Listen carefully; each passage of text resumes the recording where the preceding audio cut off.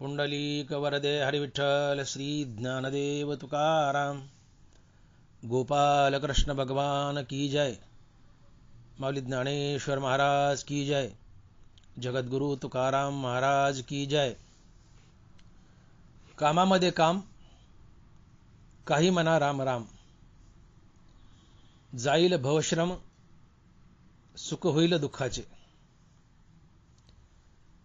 कळो येईल अंतकाळी, प्राण प्रयाणाचे वेळी, राहती निराळी, रांडा पोरे सकळ। जिता जिसी जैसा तैसा, पुढे आहे रे ओळसा, उगवूनी फासा, काय करणे ते करी, कळो येईल अंतकाळी, प्राण प्रयाणाचे वेळी, राहती निराळी, रांडा पोरे सकळ। केले होते याची जन्मे, केले होते याची जन्मे, अवघे विठोबाच्या नामे, तुका म्हणे वर्मे, जाणून या तरती, कळो येईल अंतकाळी, प्राण प्रयाणाचे वेळी, राहती निराळी, रांडा पोरे सकळ। प्रस्तुत कीर्तनरूपी सेवेसाठी निवडलेला अभंग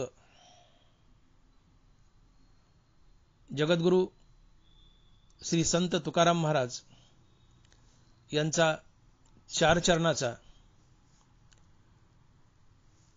आणि नामपर अर्थात भक्तिपर प्रकरणातील अभंग आहे।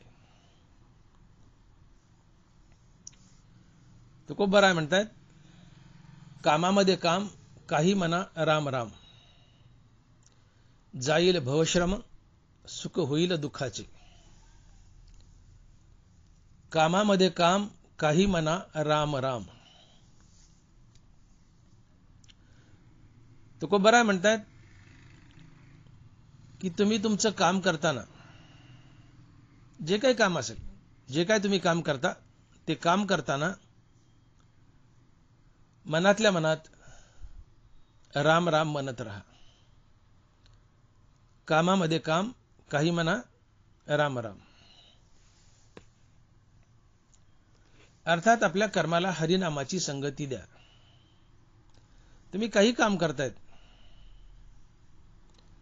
जसं श्री संत जनाबाई म्हटल्या की दळिता कांडिता तुझं गायीनं अनंता। तुम्ही स्वयंपाक करतायत, पोळ्या करतायत, भाकरी करतायत, पोळ्या करताना भाकरी करताना मनातल्या मनात राम राम राम म्हणत जावं। अर्थात दळिता कांडिता तुझं गायीनं अनंता। कुठलंही काम करताना, काही काम असो, तुम्ही लहान मुलाला स्नान घालतायत, राम राम म्हणत स्नान घाला। ते लहान मुलाला स्नान घालणं भगवंताची पूजा ठरते। मी डॉक्टर आहे, डॉक्टर भागवत मोठे, नेत्रतज्ञ, बीड। मी पेशंट तपासतोय, पेशंटचं ऑपरेशन करतोय। पेशंट तपासताना, पेशंटचं ऑपरेशन करताना मनातल्या मनात राम राम म्हणावं। हे माझं पेशंट तपासणं भगवंताची पूजा ठरते। आपल्या प्रत्येक क्रियेचा संबंध भगवंताशी जोडा। हाताचे करणे का पायाचे चालणे, ते होय मज कारणे ऐसे करी। इकडचा तांब्या इकडे करायचा असेल तर भगवंताच्या सेवेच्या प्रित्यर्थ करा। आपल्या कर्माला हरिनामाची संगती द्या। तुम्ही जे काही कर्म करता, कुठलंही कर्म असो, ते कर्म करताना मुखानं किंवा मनातल्या मनात रामनामाचा जाप करा। कामामध्ये काम, काही म्हणा राम राम। आता 100त 10% लोक असे आहेत की जे भगवंताचं नित्य असो, मधून मधून असो, भगवंताचं नाम घेत आहेत। 10%। मग ते काम करताना रामराम म्हणो किंवा निवांत वेळात वेळ काढून एरवी रामराम म्हणो, पण नामचिंतन चालू आहे। मग ते नित्य असो किंवा मधून मधून असो, 10% लोकांचं नामचिंतन चालू आहे। पण 90% समाज असा आहे की जो भगवंताच्या नामाला विन्मुख आहे, 90% समाजानं भगवंताच्या नामाकडे पाठ फिरवली आहे. 90% समाज भगवंताचं मुखानं नाम घेत नाही. मग आता काय करायचं? तर खूप बरं आहे तर म्हणतात की कामामध्ये काम, काही म्हणा राम राम, आपलं काम करताना राम राम म्हणा. परंतु रामनाम मुखात येणं अतिशय दुर्मिळ आहे. ज्ञानोबराय बोलले, जन्म सहस्र ओळगीजे एक वेळ वाचेसी यावया. जन्म सहस्र ओळगीजे एक वेळ वाचेसी यावया. एक वेळेस मुखामध्ये प्रांजळ मनानं रामनाम यावं, यासाठी हजारो जन्मात रामाची सेवा करावी लागते. तेव्हा कुठं एकदा प्रांजळ मनानं, निर्मळ मनानं मुखामध्ये रामनाम येतं. जन्म सहस्र ओळगीजे एक वेळ वाचेसी यावया. ज्ञानोबराय तुकोबाराय म्हणतात की भांडवल गाठी तरीच विश्वास. भांडवल म्हणजे पुण्याचं भांडवल. पदरी पुण्य असेल तरच मुखामध्ये भगवंताचं नाम येतं. तुकोबारायच म्हणतात, तिळतिळ पुण्य साचा पडे तरी ते बहुता जन्मी जोडे. बहुता जन्मी जोडे वाचेसी नाम तुझे आतुडे, समागम घडे संतांचा. तिळतिळ पुण्य साचा पडे तरी ते बहुता जन्मी जोडे. अनेक जन्मात थोडं थोडं थोडं पुण्य साठवावं लागतं. या पुण्याच्या बळावर काय होतं की वाचेसी नाम तुझे आतुडे, समागम घडे संतांचा. अर्थात थोडं असो अधिक असो, पदरी पुण्य असल्याशिवाय मुखामध्ये भगवंताचं नाम येत नाही. भांडवल गाठी तरीच विश्वास. श्रीमद भागवतामध्ये उद्धवानं भगवान श्रीकृष्णाला एक अतिशय सुंदर प्रश्न विचारलाय. उद्धव भगवंताला म्हणतो की देवा, काय प्रश्न आहे का? उद्धव म्हणतो, देवा, ऐसी तुझी सुलभ भक्ती तरी आघवेची भक्ती का न करीती? देव म्हणे भाग्याविन माझी भक्ती, न घडे निश्चिती उद्धवा. नाथ महाराज या एकाच ओळीमध्ये प्रश्न बी आहे आणि उत्तर बी आहे.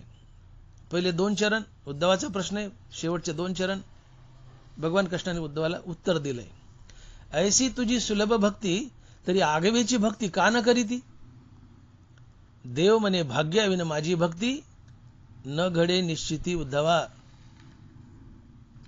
उद्धव म्हणतो भगवंताला की देवा, तुझी भक्ती एवढी जर सोपी आहे तर सगळेच तुझी भक्ती का करत नाहीत? मुखानं रामनाम का म्हणत नाहीत? लगेच उत्तर दिलं देवानं, देव म्हणे भाग्याविन माझी भक्ती, न घडे निश्चिती उद्धवा. उद्धव म्हणतो देवा, तुझी भक्ती एवढी सोपी आहे तर सगळेच तुझी भक्ती का करत नाहीत? देव लगेच म्हणतात की उद्धवा, माझी भक्ती भाग्यवानालाच घडते, कुणालाही घडत नाही.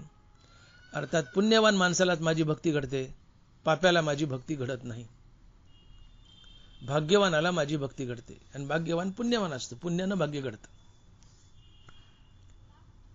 अर्थात पदरी पुण्य असावं लागतं, पुण्याचं भांडवल असावं लागतं, अनेक जन्मात भगवंताची सेवा केलेली असावी लागते, तेव्हा मुखामध्ये भगवंताचं नाम येतं आणि तुम्ही सातत्यानं रामकृष्ण हरी नामाचा जाप करत राहता. तात्पर्य भगवंताचं नाम मुखात येणं हे अतिशय दुर्मिळ आहे, अतिशय कठीण आहे. सहजासहजी मुखात भगवंताचं नाम येत नाही. एखाद्या माणसाला जर आपण राम राम केला तर ते नमस्कार म्हणतं पण राम राम म्हणत नाही. इतकं अभाग असते, इतकं अभागी असते ते. तुम्ही बघा रस्त्याने आपण म्हणलं की नाही राम राम, ते म्हणते हॅलो किंवा नमस्कार, ओके असं काहीतरी म्हणतात निघून जातं, पण ते राम राम म्हणत नाही. पापी असते. पाप्याच्या मुखात भगवंताचं नाम येत नाही. आपण त्याला रामराम करतो, जयहरी म्हणतो आणि ते म्हणतं नमस्कार. तुका म्हणे नाड पाप ठाके हिताड. पदरी गडगंज जे पाप असेल तर ते पाप तुम्हाला देवाचं नाव घेऊ देत नाही, मुखात देवाचं नाव येत नाही, हरिकथा ऐकू देत नाही, देवाचं नावही घेऊ देत नाही, भक्तीपासून तुम्हाला दूर घेऊन जातं हे पाप. आणि मग तुम्ही नमस्कार तुम्ही जय हरी म्हणता, रामराम म्हणता, पण ते नमस्कार म्हणता. मोठी मोठी गमतीदार परिस्थिती असते.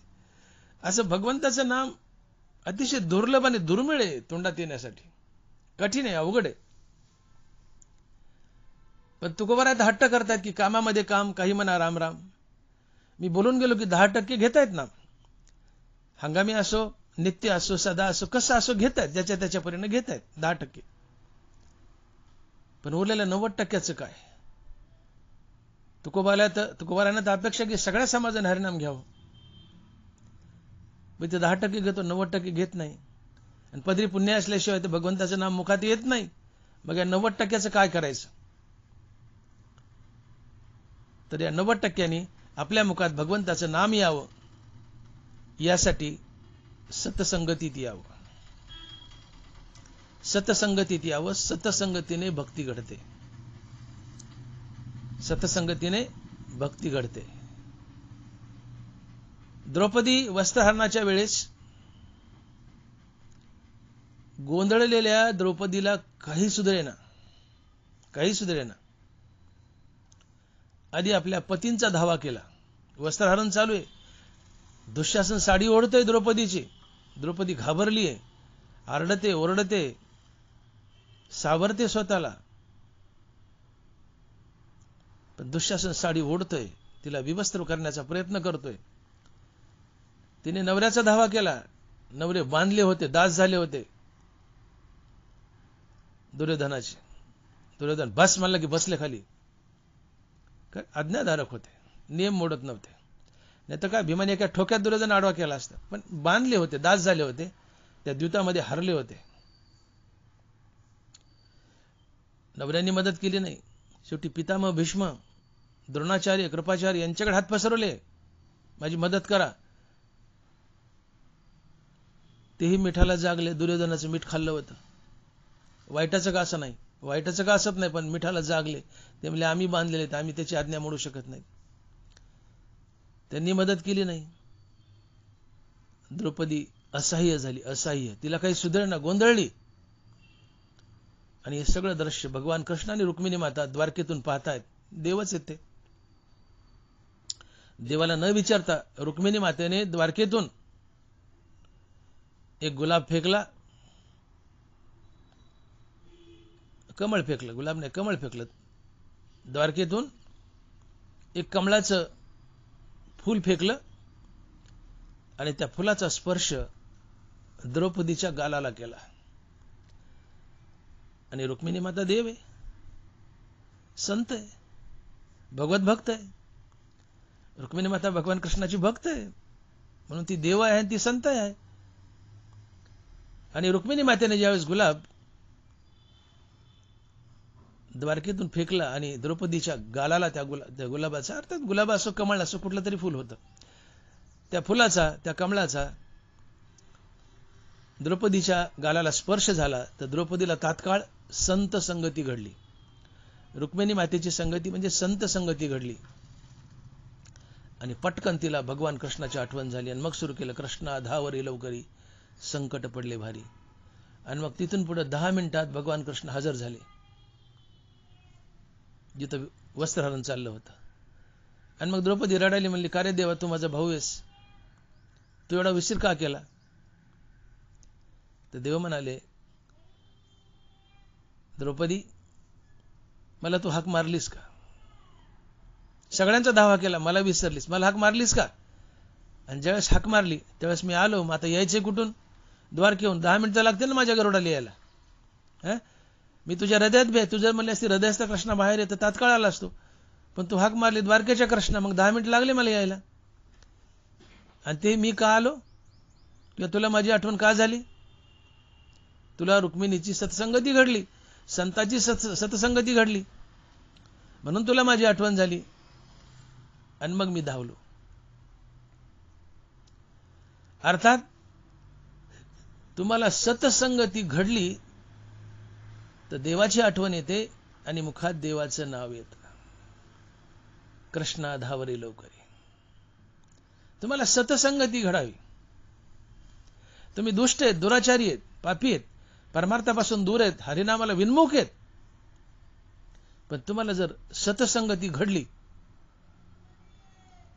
तर तुमच्या मुखात नक्की भगवंताचं नाम येतं आणि मग सुरू होतं कामामध्ये काम, काही म्हणा राम राम. अहो वाल्या कुळी का साधा होता का? त्याच्यासारखा पापी झाला नाही, होणार नाही. 7 रांजणं भरली होती त्या शालिग्रामनी. दगड गोटे खडे नव्हते, शालिग्राम होते ते. 7 रांजणं शालिग्रामनी भरली होती. शालिग्राम हे विष्णूचं प्रतीक आहे, भगवान विष्णूचं. त्या गरीब भोड्या भाबड्या ब्राह्मणांच्या पिशवीत ते शालिग्राम असायचं, तो देव असायचं त्यांच्यासाठी. ते म्हणायचे सगळं घे, पण हा दगड घेऊ नको शालिग्राम नावाचा. त्याला वाटायचं लय मौल्यवान का याची किंमत येईल, दुकानावर नेलं तर काहीच येत नव्हतं. ते शालिग्राम द्यायचे नाही, मग त्यांना मारूनच टाकायचं होतं. आणि त्यांनी जमा करून ठेवले शालिग्राम. 7 रांजणं भरली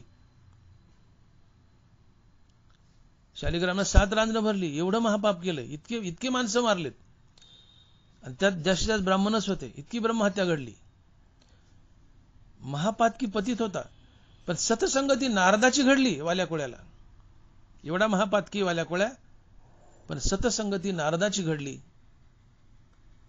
आणि घरचे कुणी आपल्या पापात सहभागी नाहीत हे माहीत झालं. क्षणात त्याला उपरती आली, क्षणात उपरती आली, वैराग्य आलं आणि वाल्याचा वाल्मिकी झाला. वाल्याचा वाल्मिकी झाला का? सतसंगती घडली. सतसंगतीने मुखामध्ये नाम येतं. वाल्याला नारदाची सतसंगती घडली, सतसंगतीने मुखामध्ये नाम येतं. मनुष्य भक्तीकडे झुकल्या जातो.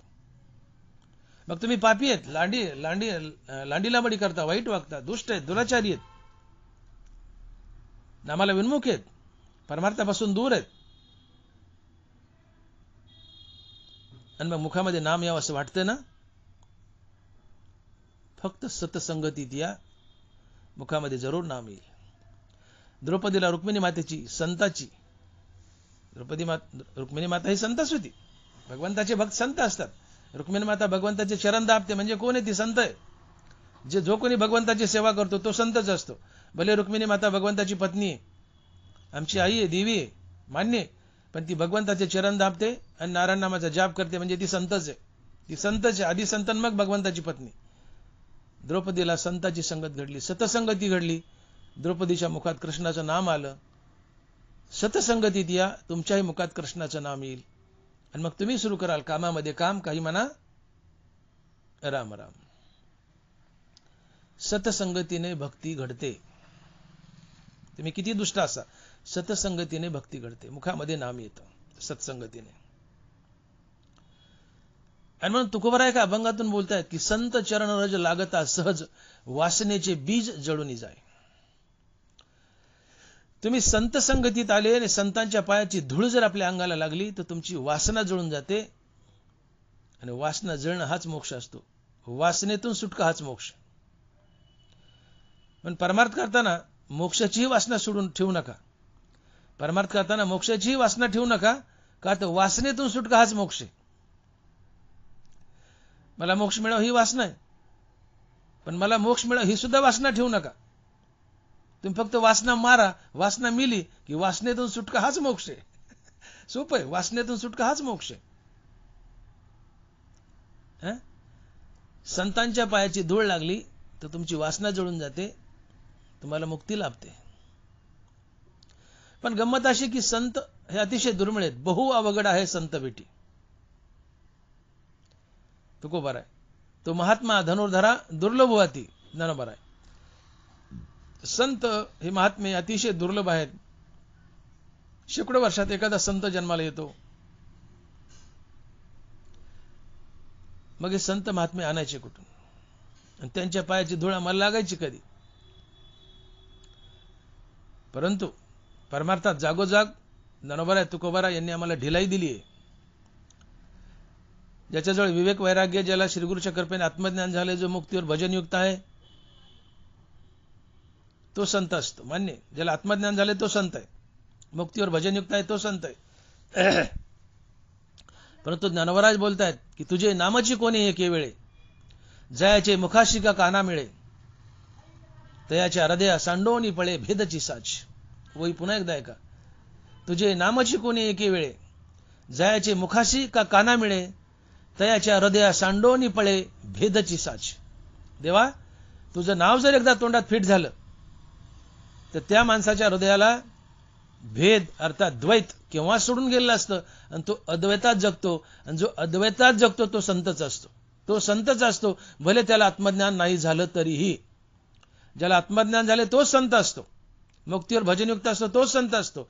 पण आम्ही संत नाहीत, आम्हाला आत्मज्ञान झालेलं नाही, श्रीगुरूची अजून कृपा नाहीये, पण तरी नुसत्या हरिनामाच्या बळावर अखंड रामनाम मुखात असेल तर आम्ही संतच असतो. ज्ञानोबाला साक्ष देत आहे, ज्ञानोबाला साक्ष देत, तुझी नामाची कोणी एके वेळे, जयाचे मुखाशी का काना मिळे, तयाच्या हृदया सांडोनी पळे भेदची साच. देवा तुझं नाव एकदा जर तोंडात फिट झालं तर त्याच्या हृदयाला भेद अर्थात द्वैत केव्हा सोडून गेलं असतं. आणि ज्याच्या हृदयाला द्वैत सोडून गेलंय, जो अद्वैतात जगतो तो संतच असतो, छोटा मोठा संतच असतो, भले त्याला आत्मज्ञान झालं नाही तरीही. नाम मात्र नित्य असावं. ज्ञानोबरावी याची साक्ष देत आहेत, 6व्या अध्यायात बोलतायत, विपाय जरी आठविला चित्ता तरी दे आपली योग्यता, हे असो तया ते प्रशंसिता लाभवाती. तुम्ही सहज जर ज्ञानदेव तुकाराम म्हटले तर तेवढ्या काळाकरता ज्ञानदेव तुकाराम तुम्हाला त्यांचं संतत्व बहाल करतात. आणि नित्य आवडीने जर ज्ञानदेव तुकारामाचा जाप केला तर ते तुम्हाला त्यांचं संतपद कायमचंच बहाल करतात. ज्ञानोबराय साक्ष देतात, माऊली लिहितायत, विपाय जरी आठविला चित्ता, विपाय म्हणजे सहज, कदाचित ज्ञानदेव तुकाराम सहज, विपाय जरी आठविला चित्ता, काय होतंय, दे आपली योग्यता, ती त्यांची योग्यता, त्यांचं संतपद आम्हाला देतात. आणि हे असो त्या ते प्रशंसिता लाभवाती. आणि मग जर विशेष आवडीने ज्ञानदेव तुकाराम म्हटलं तर त्यांचं संतपद तुम्हाला कायमच देतात. अर्थात निरंतर ज्ञानदेव तुकाराम, निरंतर रामकृष्ण हरी जर जाप चालू असेल तर तुम्ही संतच असता, भले तुम्हाला आत्मज्ञान झालं नाही, तुम्ही संतच असतात. काही दिवसांनी आत्मज्ञान तर होणारच आहे. अखंड नाम चाललंय, अखंड नामस्मरण आहे, श्रीगुरु येणार, माझ्या विठोबाचा कैसा प्रेम भाव आपणची देव होई गुरु, देव तर येईल, गुरु होईल, मुक्त करेल, पण जेव्हा करायचं तेव्हा करेल. पण अखंड राम नाम आहे आणि अखंड ज्ञानदेव तुकाराम या नामाचा जाप आहे, तुम्ही संतच असता. आणि म्हणजे कीर्तनकार आहेत, प्रवचनकार, ते जर खरोखर अखंड नामधारक असतील तर त्यांच्या कीर्तनात जर तुम्ही गेले आणि त्यांची पायधूळ जर तुमच्या अंगाला लागली तर तुमचीही वासना जळू शकते, जळून जाते.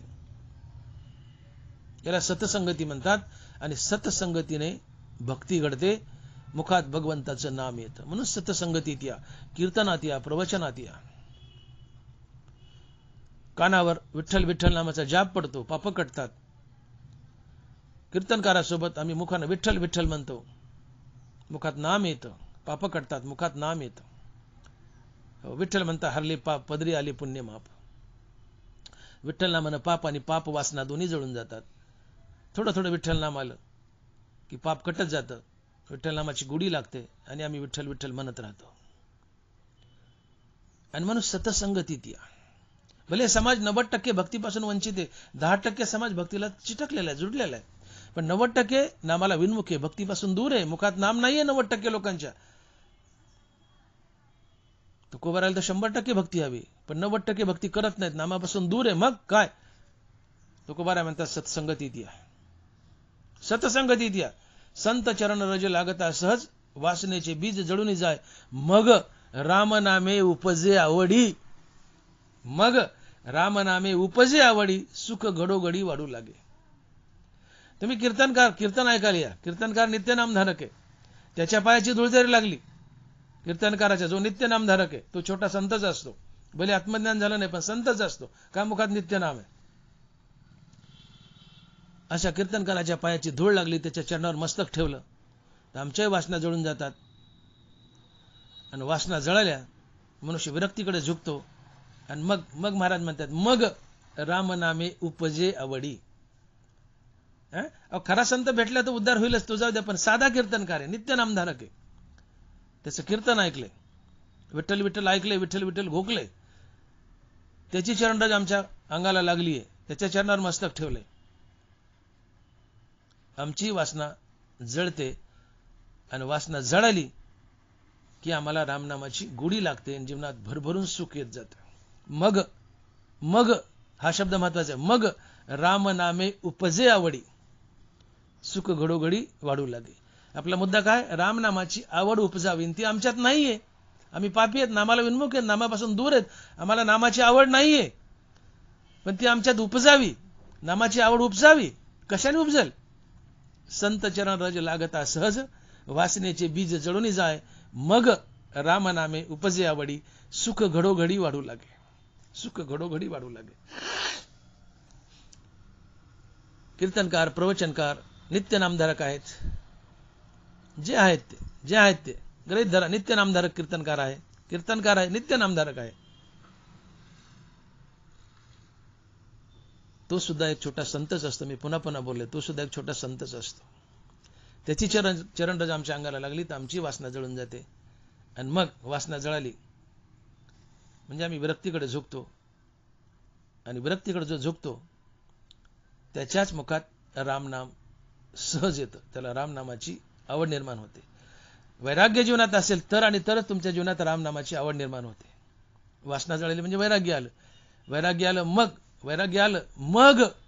आलं तरच मग रामनामे उपजे आवडी. आणि म्हणून कीर्तनात या ना,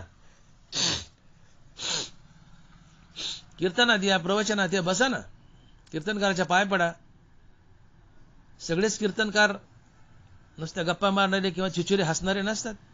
22% कीर्तनकार चांगले आहेत, मोक्षाच्या दिशेने वाटचाल करणारे आहेत, नित्य हरिनाम घेणारे आहेत. आणि जो नित्य नामधारक आहे, सर्व काळ नामचिंतन मानसी समाधान मानसी समाधी आहे. तो कुभार आहे. सर्व काळ नामचिंतन मानसी समाधान मानसी समाधी आहे. जो कीर्तनकार सातत्यानं देवाचं नाव घेतोय तो समाधी अवस्थेत जगत असतो, समाधानी असतो. समाधान ही ज्ञानोत्तर अवस्था आहे, मुक्त अवस्था आहे. भले आत्मज्ञान झालं नाही पण समाधानी मुक्त अवस्था आहे. गुरु तेथ ज्ञान, ज्ञानी आत्मदर्शन, दर्शनी समाधानाती जैसे, दर्शनी समाधानाती जैसे. गुरुच्या कृपेने आत्मज्ञान, आत्मज्ञान झाल्यानंतर समदर्शन, समदर्शनानंतर समाधान आहे. मग समाधानी ज्ञानोत्तर अवस्था आहे, संत अवस्था आहे. पण तुकोबार आहे तर म्हणतात सर्व काळ नामचिंतन मानसी समाधान मानसी समाधी आहे. रामनामानं तुम्ही समाधी अवस्थेत जगता आणि समाधानी असता. आणि समाधानी ज्ञानोत्तर अवस्था आहे. जरी तुम्हाला ज्ञान झालं नाही तरी मला सांगायचं एवढं की नित्य नामधारक असेल आणि कीर्तनकार असेल तर तोही एक छोटा मोठा संत असतो. त्याच्या सहवासात, त्याच्या सतसंगतीत तुम्ही आले, त्याची चरणरज तुम्हाला लागली तर तुमची वासना जळून जाते. वासना जळाली की तुमच्या जीवनात वैराग्य येतं.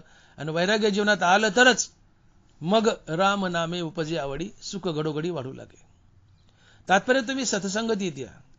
10% समाज नामधारक आहे, काम करताना नाम घेतोय, पण तुकोबाराला 100% हवाय. उरलेला 90% नामधारक नाहीये, नामाला विन्मुख आहे, पापी आहे, दुष्ट आहे, दुराचारी आहे, नामापासून दूर आहे, भक्तीपासून दूर आहे. पण यांनाही भक्तीत यावं, यांनी भक्ती करावी, भक्तीत यावं, नाम घ्यावं असं तुकोबाराची इच्छा आहे. मग या 90% काय करायचं? त्यांच्या पदरी पुण्य नाही, पाप आहे. ते पाप त्यांना भक्तीकडे येऊ देत नाही. त्यांनी सत्संगतीत यावं. त्यांना आम्ही सत्संगतीत ओढून आणावं. त्यांना तुम्ही कीर्तनात, प्रवचनात ओढून आणावं. आता सत्संगतीत यावं. सतसंगतीने भक्ती घडते आणि मग भगवंताचं नाम मुखात येतं. आणि एकदा भगवंताचं नाम मुखात आलं की तुकोबाराची इच्छा पूर्ण होते. हे अभंगाच्या पहिल्या चरणात, कामामध्ये काम काही म्हणा राम राम. महाराज अभंगाच्या पहिल्या चरणात म्हणतात, कामामध्ये काम काही म्हणा राम राम. अर्थात जो समाज नामाला विन्मुख आहे, नामापासून दूर आहे, भक्तीपासून दूर आहे, त्यांनी नाम घ्यावं, काम करावं. हाताला काम, मुखाला राम. आपलं काम करताना नाम घ्यावं ही तुकोबाराची इच्छा आहे. पण हा समाज नाम घेत नाही. मग पदरी पाप आहे, हे पाप मुखात नाम येऊ देत नाही. मग पाप्यालाही भक्ती घडावी, पाप्यानेही मुखात नाम धारण करावं, यासाठी पाप्यांनी सतसंगतीत यावं. एवढंच करावं. आणि सत्संगती म्हणजे संतांची संगती. तात्पर्य कीर्तनात यावं, प्रवचनात यावं, रामायणात बसावं, भागवतात बसावं, भक्ती करावी. भक्ती करावी म्हणजे सत्संगतीत यावं. सतसंगतीत आला की त्याला भक्ती घडते. सतसंगतीने भक्ती घडतेच. हो, शेण जमिनीवर पडलं तर माती घेऊन उठतं. हो, तुम्ही वारकऱ्यात पडले तर रामनाम घेऊन उठाल, वारकऱ्यात पडले तर रामनाम घेऊन उठाल. हो, हा सतसंगतीचा महिमा आहे. ढवळ्या शेजारी पवळ्या बांधला, वान नाही पण गुण लागला. तुम्ही ज्यात वावराल, वैसता चोरापाशी तैसीच होय बुद्धी, पाहताची चिंदी धावे मन. चोरासोबत फिरला तर फटका चिंदू कुसला वाटेल, तशी वृत्ती होते. नामधारकाच्या संगतीत गेले तुम्ही नाम घेणारच. जसा संग तसा रंग असतो. मी बोललो की शेण जमिनीवर पडलं तर माती घेऊन उठतं, तुम्ही वारकऱ्यात पडले तर हरिनाम घेऊन उठाल. हा सतसंगतीचा परिणाम आहे. सतसंगतीत या, मुखात रामनाम येईल. सतसंगतीने नाम घडतं, भक्ती घडते. आणि मग तुम्ही सतसंगतीत आलाय. 90% नामाला विन्मुख आहेत, पण 90% समाज सत्संगतीत आलाय. संत चरण रज पाहायला लागली, कीर्तनकाराची रज पाहायला लागली, वासना जळाली, जीवनात वैराग्य हळूहळू येऊ लागतं आणि मग रामनामे उपजे आवडी सुख घडोघडी वाढू लागे. तुम्हाला रामनामाची आवड निर्माण होते आणि रामनामाची आवड निर्माण झाली की महाराज म्हणतात की कामामध्ये काम काही म्हणा राम राम. आता रामनामाची आवड निर्माण झाली, रामनाम घ्यावं असं वाटलंय, रामनाम मुखात आलंय, मग आता काय करा, आपलं काम करा आणि ते काम करताना राम राम म्हणत राहा. कामामध्ये काम काही म्हणा राम राम. हा तुकोबरायचा हट्ट आहे. बरं, काम करतानाच राम म्हणा असं का हट्ट आहे बरं? काम टाकून द्या आणि रामनाम घ्या असं नाही म्हटलं. काम करा आणि कामाला रामनामाची संगती द्या. हाताला काम आणि मुखाला राम, नुसतं रामनाम घ्या म्हटलं नाही. काम करा, काम करता करता राम म्हणा. म्हणजे इथं कर्मयोग सांगितलाय तुम्हाला, हा कर्मयोग आहे. मुखामध्ये रामनाम धारण करून आपलं प्रत्येक कर्माभिमानाने फलेच्या टाकून कर्तव्य व प्रभुपूजा समजून ईश्वराप्रित्यर्थ व ईश्वरार्पण बुद्धीने करा, हा कर्मयोग असतो. हीच भगवंताची खरी भक्ती असते आणि या भक्तीने देव भेटतो. तव कर्मे येशू बजावा हे जे बोलिलो. हो, न बाणता स्थिती अंगी कर्म त्यागी लंडतो, तुका म्हणे अधम त्याशी भक्ती दुषी हरीची. आत्मस्वरूपाची ओळख नाही, वैराग्याची प्राप्ती नाही, कर्म टाकला तर महाराज म्हणतात तो लंड आहे, पापी. आत्मज्ञानाची ओळख नाही, वैराग्याची प्राप्ती नाही आणि कर्म टाकले, नुसता रामनाम घेत बसलाय, महाराज म्हणतात तो लंड आहे, पापी, अधम आहे, भक्तीला भूषण नाही, दूषण आहे. तुका म्हणे भक्ती दुषी हरीची. न बाणता स्थिती अंगी कर्म त्यागी लंडतो, तुका म्हणे अधम त्याशी भक्ती दुषी हरीची. कुठल्याही संतांनी कर्म टाका नुसतं रामनाम घ्या सांगितलं नाही. कर्म करा, कर्माला हरिनामाची संगती द्या असं बांधलंय. आणि म्हणून इथं हट्ट आहे तुकोबरायचं की कामामध्ये काम काही म्हणा राम राम. आपल्या वाट्याला आलेलं कर्म अवश्य करा, देवाची पूजा म्हणून करा आणि ते कर्म देवाची पूजा ठरावी यासाठी त्याला रामनामाची संगती द्या. तुम्ही तुमच्या कर्माला रामनामाची संगती दिली तर ती पूजा ठरते, ती भक्ती ठरते. बरोबर बोलतायत की तुम्ही तुमच्या कर्माला हरिनामाची संगती दिली, हरिनामाची संगती दिली तर ते कर्म भगवंताची पूजा ठरतं आणि ते कर्म मोक्षाला देवाला ओढून आणतं आणि तुमचा चाकर बनवतं. बरोबर बोलतात. येणेशी गा होऊन एक जे चाले कर्म सात्विक ते कवल्या ते पायिक घरचे करी. येणेशी गा म्हणजे नामाकडे बोट केलं. येणेशी गा होऊन एक जे चाले कर्म सात्विक ते कैवल्य ते पायी घरचे करी. मोक्षाला तुमचं चाकर बनवतं म्हणलं. ते कर्म कोणतं की जे कर्म हरिनाम घेत घेत केलं जातं. हरिनाम घेत घेत केलेलं कर्म ही भगवंताची खरी पूजा असते. स्वकर्माचे चोखाळी मज पूजा करुनी भली तेने प्रसादी आकळी ज्ञाननिष्ठे. तया स्वरात्मका ईश्वरा स्वकर्म कुसुमाची विरा पूजा केली हो या परातोषा लागी. आपलं कर्म देवाची पूजा म्हणून करा, ईश्वरार्पण बुद्धीनं करा. त्या कर्माला हरिनामाची संगती द्या. ते कर्म भगवंताला अर्पण होतं आणि या कर्माच्या पूजेने देव प्रसन्न होतो आणि तुम्हाला वैराग्य देतो आणि या वैराग्याने देव भेटतो. म्हणून ये पूजे रिजलेने आत्मराजे वैराग्य सिद्धी दे जे पसाय तया. ये वैराग्य दसे ईश्वराचे निवेद वसे सर्व ही नावडे जसे वात होय. कर्माला हरिनामाची संगती दिली, ते कर्म दिव्य बनतं, भगवंताला अर्पण होतं, ती देवाची खरी पूजा ठरते. हा कर्मयोग असतो. या कर्माच्या पूजेने देव प्रसन्न होतो, तुम्हाला वैराग्य म्हणून बक्षीस देतो आणि या वैराग्याने तुम्हाला देवाचा वेध लागतो आणि तुम्हाला देवाची प्राप्ती होते, श्रीगुरूची भेट होते. इतका महिमा कर्मानं देवाला भजल्याचा आहे. म्हणून कर्मे येशू भजावा हे जे बोलिलो. आणि म्हणून कामामध्ये काम काही म्हणा राम राम. आपलं कर्म करत करत देवाचं नाव घ्या, कर्म टाकू नका. कर्म त्यागी लंडतो. कर्म करत करत देवाचं नाव घ्या, कर्म टाकू नका. आणि देवाचं नाव मुखात येण्यासाठी सतसंगती येते, आपाप देवाचं नाव मुखात येईल. कर्माला जर हरिनामाची संगती दिली तर काय काय फायदे होतात याच चरणात महाराज म्हणतात की कामामध्ये काम काही म्हणा राम राम. जाईल भवश्रम सुख होईल दुःखाचे. हा पहिला फायदा. आपल्या कर्माला हरिनामाची संगती दिली तर पहिला फायदा होतो काय? जाईल भवश्रम सुख होईल दुःखाचे. कर्मामध्ये एक आनंद असतो ज्याला आपण वर्क जॉय म्हणतो. तुम्ही राम राम म्हणत जर आपलं कर्म केलं, मनामध्ये रामनामाचा जाप चालू आहे आणि तुम्ही तुमचं काम करतायत, ते कर्म आनंददायी बनतं. ते कर्म तुम्हाला आनंद देतं, सुख देतं, कंटाळावाणं वाटत नाही. ज्या माणसाला कर्माचा कंटाळा येतो तो भगवंताचं नाम घेत नाही, म्हणून ते कर्म त्याला वर्कलोड वाटतो आणि कंटाळावाणं वाटतं. पण एखादा कर्मचारी आहे, एखादा मजूर आहे, कुणी असो, मुखामध्ये किंवा मनामध्ये रामनाम चालू आहे आणि कर्म करतोय, ते कर्म त्याला आनंद देतं, सुख देतं. तुका म्हणे चवी आले जे का मिश्रित विठ्ठले. तुका म्हणे चवी आले जे का मिश्रित विठ्ठले. भाजी म्हणजे सुंदर रुचकर मसाला टाकलाय, भाजीला चव येते.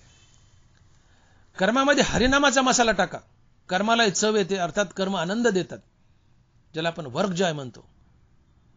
आणि म्हणून जो मनुष्य आपलं कर्म करताना त्याला हरिनामाची संगती देतो, रामराम म्हणतो, त्याला कर्म कधीच दुःख देत नाही, कंटाळा वाटत नाही, कर्माचा कंटाळाच येत नाही, उलट कर्मातून आनंद मिळतो.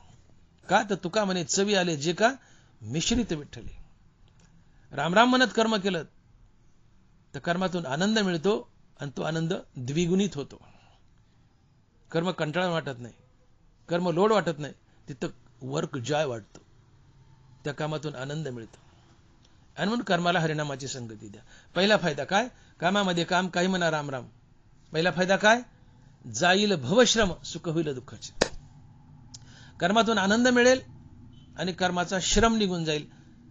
कर्म कंटाळवाणं वाटणार नाही. तुम्हाला कर्म कंटाळवाणं वाटतं, लोड वाटतो, थकतो आम्ही कर्माने, दमतो. महाराज म्हणतात कर्म करताना नाम घे देवाचं, तुला कर्म कंटाळवाणं वाटणार नाही, त्या कर्माचा कंटाळा निघून जाईल, ते श्रम निघून जाईल. जाईल भवश्रम. संसारात जे काय दमलेत, शिनलेत, कष्टले संसार शिने देवाई तिगाराने. कष्टले संसार शिने, संसारात जे कष्टलेत, दमलेत, शिनलेत, भागलेत, ते का कष्टातात, का दमतात, का भागतात? कर्म करताना मुखात देवाचं नाम नाही. कर्म करताना मुखात देवाचं नाव ठेवा, हा श्रम, हा शीन, हा भाग निघून जाईल. जाईल भवश्रम. भव म्हणजे संसार, श्रम म्हणजे कष्ट. संसारात जे कष्ट पडतात संसार करताना, ते कष्ट तुम्हाला पडायचेच नाहीत, आणि पडले तर निघून जातील. कधी? कर्माला हरिनामाची संगत दिली तर. आणि म्हणून आपलं कर्म करताना, कोणतेही कर्म असो, कर्म करताना कर्माला हरिनामाची संगती द्या. पहिला फायदा काय? तर जाईल भवश्रम, सुख होईल दुःखाचे. त्या कर्माला जो शीन आला, श्रम पडले, ते निघून जाईल श्रम, आणि त्या श्रमाचा, त्या दुःखाचं रूपांतर सुखात होईल. कर्माला हरिनामाची संगती दिल्याने कर्मात जे कष्ट पडते ते कष्ट तर निघून जाईलच, ते दुःख तर निघून जाईलच, पण त्या दुःखाचं रूपांतर सुखात होईल. हा हरिनामाचा द्वैरी फायदा आहे. जाईल भवश्रम. एक फायदा, कर्माला हरिनामाची संगती दिली, पहिला फायदा जाईल भवश्रम, कर्माचा कंटाळा निघून तर जाईलच, जाईल भवश्रम. आणि दुसरा फायदा सुख होईल दुःखाचे. त्या कर्माचे कष्ट दुःख पडले ते तर जाईलच, पण त्या कष्टाचा, दुःखाचं रूपांतर सुखात होईल. एका दगडात दोन पक्ष. जाईल भवश्रम, सुख होईल दुःखाचे. अर्थात कर्माला हरिनामाची संगती दिली तर पहिली गोष्ट, कर्म कंटाळवाणं वाटतच नाही, कर्मात आनंद मिळतो. आणि थोडंफार तुम्हाला कष्ट झालंच तर त्या कर्माला नामाची संगती दिल्यामुळं ते कष्ट निघून जाईल, दुःख निघून जाईल. रामनामानं त्या दुःखाचं रूपांतर सुखात होईल. याला महाराज म्हणतात जाईल भवश्रम, सुख होईल दुःखाचे. मोठी गंमत, माणसाच्या चव्हाट्यावर बसले, वाट्यावर, तर सटरफटर इकड तिकडच्या 50 गोष्टी बोलतात. धनवरा बोलले, 50 अक्षरी करीशी भरोवरी, शिकी तुझे तोंड तुझं वैरी राय. 50 अक्षरी करीशी भरोवरी, शिकी तुझे तोंड तुझं वैरी राय. माणूस जर चव्हाट्यावर बसला तर इकड तिकडच्या सटरफटर 50 गोष्टी बोलतो, पण त्याच्या तोंडात देवाचं नाव येत नाही. धनोबा म्हणतात की माणसात तुझा वैरी तू आहेस, तुझा वैरी तुझं तोंड आहे, तुझं तोंडच तुझं वैरी आहे, जग वैरी नाहीये. का? सकाळपासून झोपेपर्यंत 50 सटरफटर इकड तिकडच्या गोष्टी बोलतो, त्या गोष्टीमध्ये एकदाही देवाचं नाव नसतंय. तुझा वैरी तू आहेस. 50 अक्षरी करीसी भरवरी, शेकी तुझे तोंड तुझं वैरी राय. माणसाचं तोंडच माणसाचा खरा वैरी आहे. का? दिवसभर केलेल्या बडबडीत एकदाही रामनाम येत नाही, आणि मुखात रामनाम न येणं म्हणजे आपण आपले वैरी आहोत. पण मुखानं रामनाम घ्या, कर्माला रामनामाची संगती द्या, तुम्ही तुमचे मित्र व्हाल. कर्माला रामनामाची संगती दिली, पहिला फायदा काय? जाईल भवश्रम, सुख होईल दुःखाचे. दुसरा फायदा, कर्माला रामनामाची संगती दिली की कर्म दिव्य बनतं, आणि ते कर्म देवाला अर्पण होतं, आणि ही देवाची खरी पूजा असते. तर कर्मेही शुभ जावं, हे जे बोललो. तुम्ही कर्माला रामनामाची संगती दिली की कर्म देवाला अर्पण होतं, आणि देवाला अर्पण झाली ती देवाची पूजा असते. नाथ महाराज म्हणतात की कृष्णी ज्याचे निश्चळ मन, त्याचे कर्म ते तुले कृष्णार्पण. ज्याचं मन कृष्ण नामात गुंतलंय त्याचं प्रत्येक कर्म कृष्णाला आपोआप अर्पण होतं. वेगळं अर्पण करायची गरज नाही. कृष्णी ज्याचे निश्चळ मन, त्याचे कर्म ते तुले कृष्णार्पण. तुमचं प्रत्येक कर्म कृष्णाला अर्पण होतं जर कृष्ण नाम घेत घेत तुम्ही कर्म केलं तर. आणि म्हणून कर्माला हरिनामाची संगती द्या. पहिला फायदा काय? कर्माला हरिनामाची संगती दिली. पहिला फायदा जाईल भवश्रम सुख होईल दुःखाचे. तुम्ही बघा, तुकोबाराचं जीवन तपासून पहा. तुकोबाराच्या जीवनाचा अभ्यास केला तर तुम्हाला दिसून येईल की तुकोबाराचं जीवन म्हणजे केवळ संकटाचा सामना करण्यासाठीच झालंय असं दिसून येईल तुम्हाला. तुकोबाराचा जन्म म्हणजे संकटाला सामना करण्यासाठीच झालाय. तुकोबाराला देववासियांनी गाढवावर बसवले, डोक्याचे केस काढले, चप्पी केली, त्याच्यावर शेंदूर थापलाय आणि गाढवावर उलट बसवले.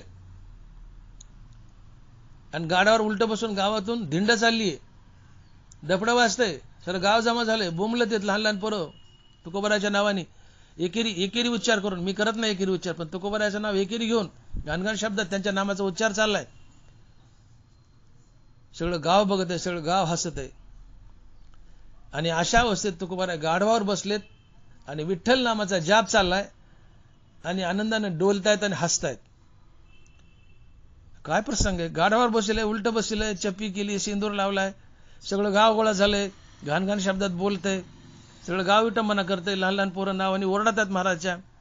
आणि महाराज गाढवावर बसून अशा अवस्थेत हसतायत आणि विठ्ठल नामाचा जाप चाललाय. तो मंबाजी तुकोबाराकडे येतो आणि म्हणतो, तुकोबाराय, राहिली मनाची जरा जनाची तरी लाज धरा.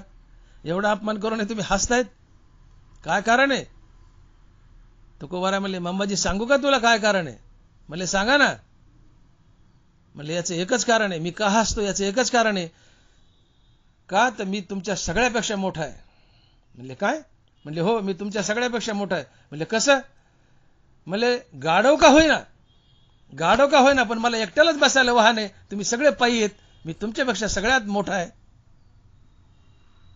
काय नजर आहे, काय नजर आहे महाराजांची. जाईल भवश्रम सुख होईल दुःखाचे. गाढवावर बसवलं एवढा श्रम आहे, पण मुखात विठ्ठलाचं नाव आहे आणि या विठ्ठलाच्या नावानं ते गाढवावर बसवलेला श्रमही निघून जातो आणि त्या श्रमाचं दुःखाचं रूपांतर सुखात होतं. जाईल भवश्रम सुख होईल दुःखाचे. आपल्या जीवनात आलेलं प्रत्येक दुःख सुखात कसं बदलावं ही तुकोबाराची खास खुबी होती आणि ती खुबी आम्ही शिकून घ्यावं. जीवनात दुःख तर येईलच. मुखात जर हरिनाम असेल तर हरिनामाने आमची सहनशीलता वाढते. हरिनाम एक चिलकत आहे. युद्धात जशी लोखंडाची चिलकत तलवारीचे घाव सहन करते, तसं हरिनामाची चिलकत दुःखाचे घाव सहन करते. हरिनामानं तुमची सहनशीलता वाढते. संकटांना, अडचणींना तोंड देण्याचं सामर्थ्य तुमच्यात येतं. तुम्ही साध्या साध्या दुःखानं खचून जात नाहीत. मुखात रामनाम असावं, तुम्ही साध्या साध्या संकटानं दुःखानं खचून जात नाहीत. उलट तुमची हिंमत वाढते, मनोबळ वाढतं आणि त्या संकटाचा दटून सामना करता. आणि त्या संकटानं जीवनात आलेलं दुःख हे सुखात बदलतं. जाईल भवश्रम सुख होईल दुःखाचे. तुकोबारांना गाढवावर बसवलंय, लोकांनी श्रम दिलाय, दुःख दिलंय, पण मुखात विठ्ठल नाम आहे. या विठ्ठल नामानं ते गाढवावर बसवलेलं श्रम दुःख निघून गेलं आणि दुःख सुखात बदललं. तुकोबारा हसतायत. जाईल भवश्रम सुख होईल दुःखाचे. म्हणून कुठल्याही कठीण प्रसंगी मुखात रामनाम धारण करा, विठ्ठल नाम धारण करा. त्या संकटावर तुम्ही सहज मात कराल. ते दुःख निघून जाईल, त्या दुःखाचं रूपांतरही सुखात होईल. आणि म्हणून आपल्याकडे जी मंडळी साधी साधी कुठल्याही कारणानं, शेतकरी असो इतर कोणी असो, साध्या साध्या संकटानं खचून जात आहेत आणि आत्महत्या करतायत. आत्महत्या हा संकटावर विलाज नाहीये. संकट आलं जीव देणं हा विलाज नाहीये. सरकार रडत्याची आशा पुसतं, लाल्या रोग पडला, फलाना झालं, बिस्तान झालं, पिकं गेले, मदत करता, आनंद आहे, सरकारची मदत घ्या ती. पण एवढ्यावर आत्महत्या थांबत नाहीत. आत्महत्याच थांबायच्या असतील तर हरिनामाला शरण जा. कुठल्याही संकटाच्या प्रसंगी मुखात हरिनाम धारण करा. तुमचं मनोबल वाढेल, धैर्य वाढेल, तुम्ही हिमतीने काम घ्याल. आणि तुमच्या आत्महत्या टळतील. माणसानं काही करावं पण आत्महत्या करू नये. कारण नाथ महाराज म्हणतात की जो आत्महत्या करून मरतो तो सरळ नरकाला जातो.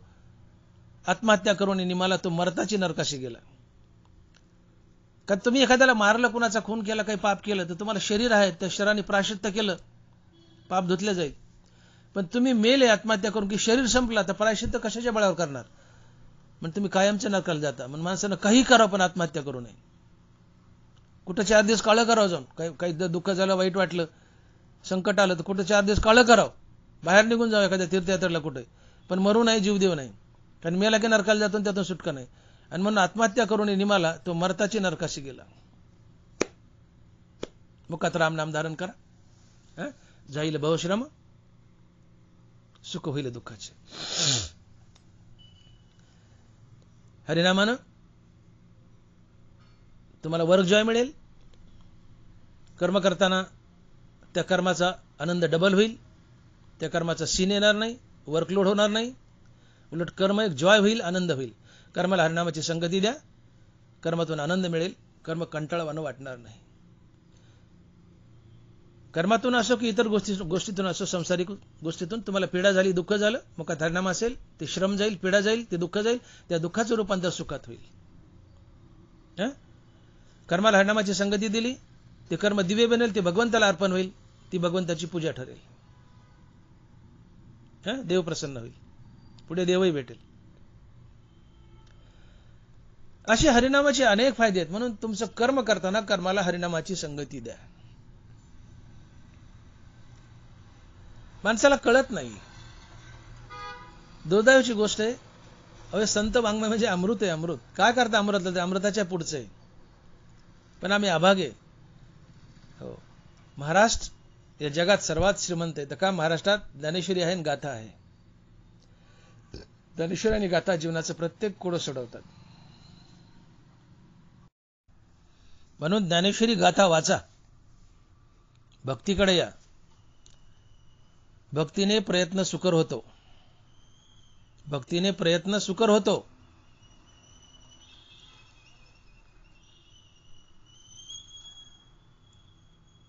नाव जर जमिनीवर असेल, नाव खूप मोठी असते, अतिशय मोठी, विशाल. एका गावाएवढी एक नाव असते. तिला 10 ट्रॅक्टर लावा, ती ओढल्या जाणार नाही. पण तीच एवढी मोठी विशाल नाव तुम्ही पाण्यावर सोडा, एक दुबळा नावाडी तिला सहज पैलतीराला घेऊन जातो. नावेखाली पाणी सोडलं की नाव एक दुबळा नावाडी सहज पैलतीराला घेऊन जातो. तसं आपल्या जीवन नौकेखाली भक्तीचं पाणी सोडा, तुमची जीवन नौका ही सहज पैलतीराला जाईल आणि तुम्ही हा भवसागर सहज तराल.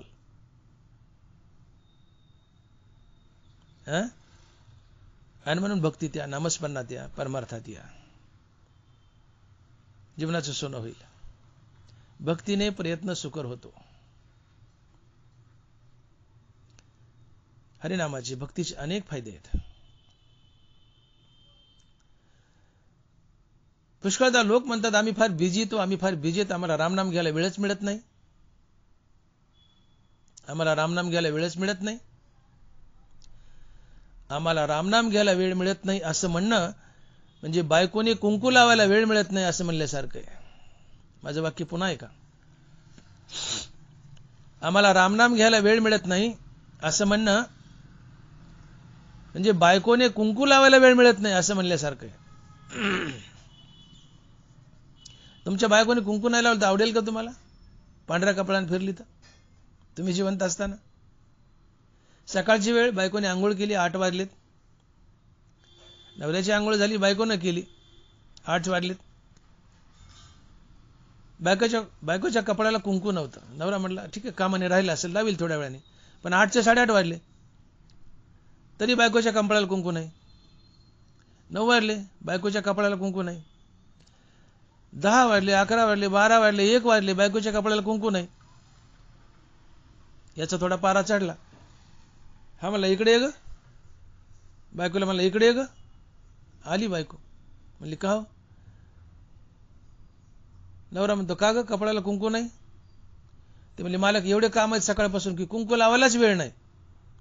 नवरा मागं पुढे सरकला आणि एक ठोका टाकला कानपडात. गाढवीचे म्हणले 50 कामं सोड, पण आधी कपाळाला कुंकू लाव. 50 कामं सोडावेत, पण बायकोने आधी कपाळाला कुंकू लावावं. सौभाग्याचं लेण आहे. आम्हाला रामनाम घ्यायला वेळ मिळत नाही असं म्हणणं म्हणजे बायकोनी कपाळाला कुंकू लावायला वेळ मिळत नाही असं म्हणणं आहे. 100 कामं सोडावीत, आधी स्नान करावं. 1000 कामं सोडावीत, आधी भोजन करावं. 1,00,000 कामं सोडावीत, आधी दान करावं. आणि 1 कोटी कामं सोडावीत आणि आधी हरिनाम घ्यावं. आधी हरिनाम घ्यावं. हरिनामाचे अनेक फायदे आहेत. म्हणून महाराज म्हणतात की कामामध्ये काम, काही म्हणा राम राम. बाबा ना, तुमचं काम तर करा, पण ते काम करत करत रामनाम घ्या. तुमचे अनंत फायदे होतील. तुमचा उद्धार होईल. संसारिक फायदे तर होतील, द्रष्ट तर मिळेल, पण अद्रष्टही मिळेल. द्रष्टा द्रष्ट विजय व्हावेजी. द्रष्टा द्रष्टावर विजय मिळवाला. आणि म्हणून कामामध्ये काम, काही म्हणा राम राम. काय काय करायचं काय बरं? तुम्ही दळण करतात, बाया गप्पा हाणतात. तुम्ही बघा खेडेगावून किंवा कुठं नाही, बायका जर आलं ना, गणगोत जर घरी आलं तर बायका एवढ्या चकाट्या हाणतात, एवढ्या चकाट्या हाणतात. हिचं हे झालं, तिचं ते झालं, हिला दिवस गेले का, तिला लिकरू झालं का, फलन झालं का, अमकं झालं का, ढमकं झालं का, ह्याचं ते त्याचं ते. नाही ते कुटीतात. पण त्याच्यात एकही आध्यात्मिक चर्चा नसते. मग त्यानावर बोलले, मी बोलून गेलो की 50 अक्षरे करीशी भरोवरी, शिकी तुझे तोंड तुझं वैरी राय. अगं बाई, अगं माणसा, तुमचं तोंड तुमचं वैरी आहे. तुम्ही एकत्र बसलात, मैत्रिणी आल्या तर कुटीत बसतात, एकमेकाची निंदा करतात, पण त्याच्यात देवाचं नाव तोंडात येत नाही. ज्ञानोबा म्हणतात शिकी तुझे तोंड तुझं वैरी राय. तुझं तोंड तुझं वैरी म्हणले माणसा. का तर सटरपटर 50 गोष्टी बोलतो इकड तिकडच्या, पण त्या गप्पामध्ये एकदाही देवाचं नाव तोंडात येत नाही. तुझा वैरी जग नाही, तुझं तोंड तुझं वैरी. 50 अक्षरे करीशी भरवरी, सेकी तुझे तोंड तुझं वैरी राय. माणसा, तुझं तोंड वैरी, देवाचं नाव तोंडात येत नाही, तू तुझा वैरी, जग नाही. आणि मग सकाळी आंघोळ करताना हरिपाठ म्हणा, चपात्या करताना, भाकरी करताना रामनामाचा जाप करा. खुरपितात बाया शेतात, रामराम म्हणत खुरपा. आम्ही डॉक्टर पेशंट पाहतो, रामराम म्हणत पेशंट पहा. सजन कसं आहे, काय करतात अहो? सजन मांस तोडणं, मांस विकणं का चांगलं काम आहे का? आपल्या शास्त्रात मांस वर्ज्य, मांस खाऊ नये म्हणतात. मांस खाणारा नरकाशिवाय गती नाही. आवडी खावा या मासा, या स्वर्गाची आशा, जे करी ती पशुहिंसा, त्या अद्दपता नरकवास. नाथ महाराज बोलतात मांस खाणारा नरकाशिवाय गती नाही. पण त्या सजन कशाला देव पांडुरंग मांस तोडू लागत होता, धुवू लागत होता आणि विकू लागत होता. जो पांडुरंग सांगतो की मांस खाऊ नका, तोच पांडुरंग सजन कशाचं मांस विकू लागत होता. का बरं? ठीक आहे, मांस विकणं घाणेरडं कर्म आहे, पण त्या मांसाच्या प्रत्येक तुकड्याला, ठोक्याला, मांस तोडताना जे ठोका टाकायचा तो सजन कसा आहे, ते प्रत्येक ठोक्याला विठ्ठल म्हणायचा. ठोका टाकला की विठ्ठल, ठोका टाकला की विठ्ठल. मांस तोडताना विठ्ठल, मांस धुताना विठ्ठल, मांस विकताना विठ्ठल. त्याचं पूर्ण मांस विठ्ठलमय झालं. मग कर्म कोणते असो, कर्माला हरिनामाची संगती दिली, कर्म दिव्य बनतात, ती देवाची पूजा ठरते. मग मांस विकणं, मांस तोडणं ही देवाची पूजा ठरली आणि देवाला यावं लागलं पांडुरंगाला. सजन कशाला मांस विकू लागायला लागलं? सजन कसा विकू लागे मांस, तुको बरं आहे. आता मांसासारखं कर्म दिव्य बनतं विठ्ठल नामाने, आणि देव विकू लागायला येतो मांस. अरे मग भाकरी करताना रामराम म्हणा ना, देव भाकरी करायला येईल. जनाबाई दळताना रामराम म्हणायची, पांडुरंग धावत यायचा. जातं हलकं लागलं समजायचं पांडुरंग आला. जनाबाई म्हणजे आला देवा. जातं जड लागायचं, पण जातं हलकं लागलं की जनाबाई म्हणायची आला माझा विठ्ठल. तो दळू लागायचा. तुमच्या प्रत्येक कामात तो मदत करतो. सावता महाराजाला खुरप लागायचा, सेना महाराजाला डोई करू लागायचा, रोदास महाराजाला चांबडं, ते बुट खेटर चांबडं शिवू लागायचा. चोका महाराजचे ढोरं सांभाळायचा, ढोरं वाढायचा मेलेले. नरारी सोनाला दागिने करू लागायचा, कैवराला चादरी बनवू लागायचा. तुम्ही आपलं काम करताना त्याला रामनामाची संगती द्या, देव मदतीला येतो. कर्म तर दिव्य बनतं, देवाला अर्पण होतच, पण मदतीला देव येतो. त्या नामानं तो ऋणी होतो आणि त्या नामाचं ऋण फेडण्यासाठी तुमच्या कर्मात, तुमच्या संसारात तो राबतो, तुम्हाला मदत करतो, काम करू लागतो, तुमचं काम हलकं होतं, कारण देव मदतीला आलेला असतो. आणि म्हणून कर्म करताना कर्माला हरिनामाची संगती द्या. आणि तेच महाराज म्हणतात की कामामध्ये काम, काही म्हणा राम राम, जाईल भवश्रम, सुख होईल दुःखाचे. आणि म्हणून आपल्या हाताला काम द्या आणि मुखाला राम द्या. तुकोबाराय वैकुंठाला गेले.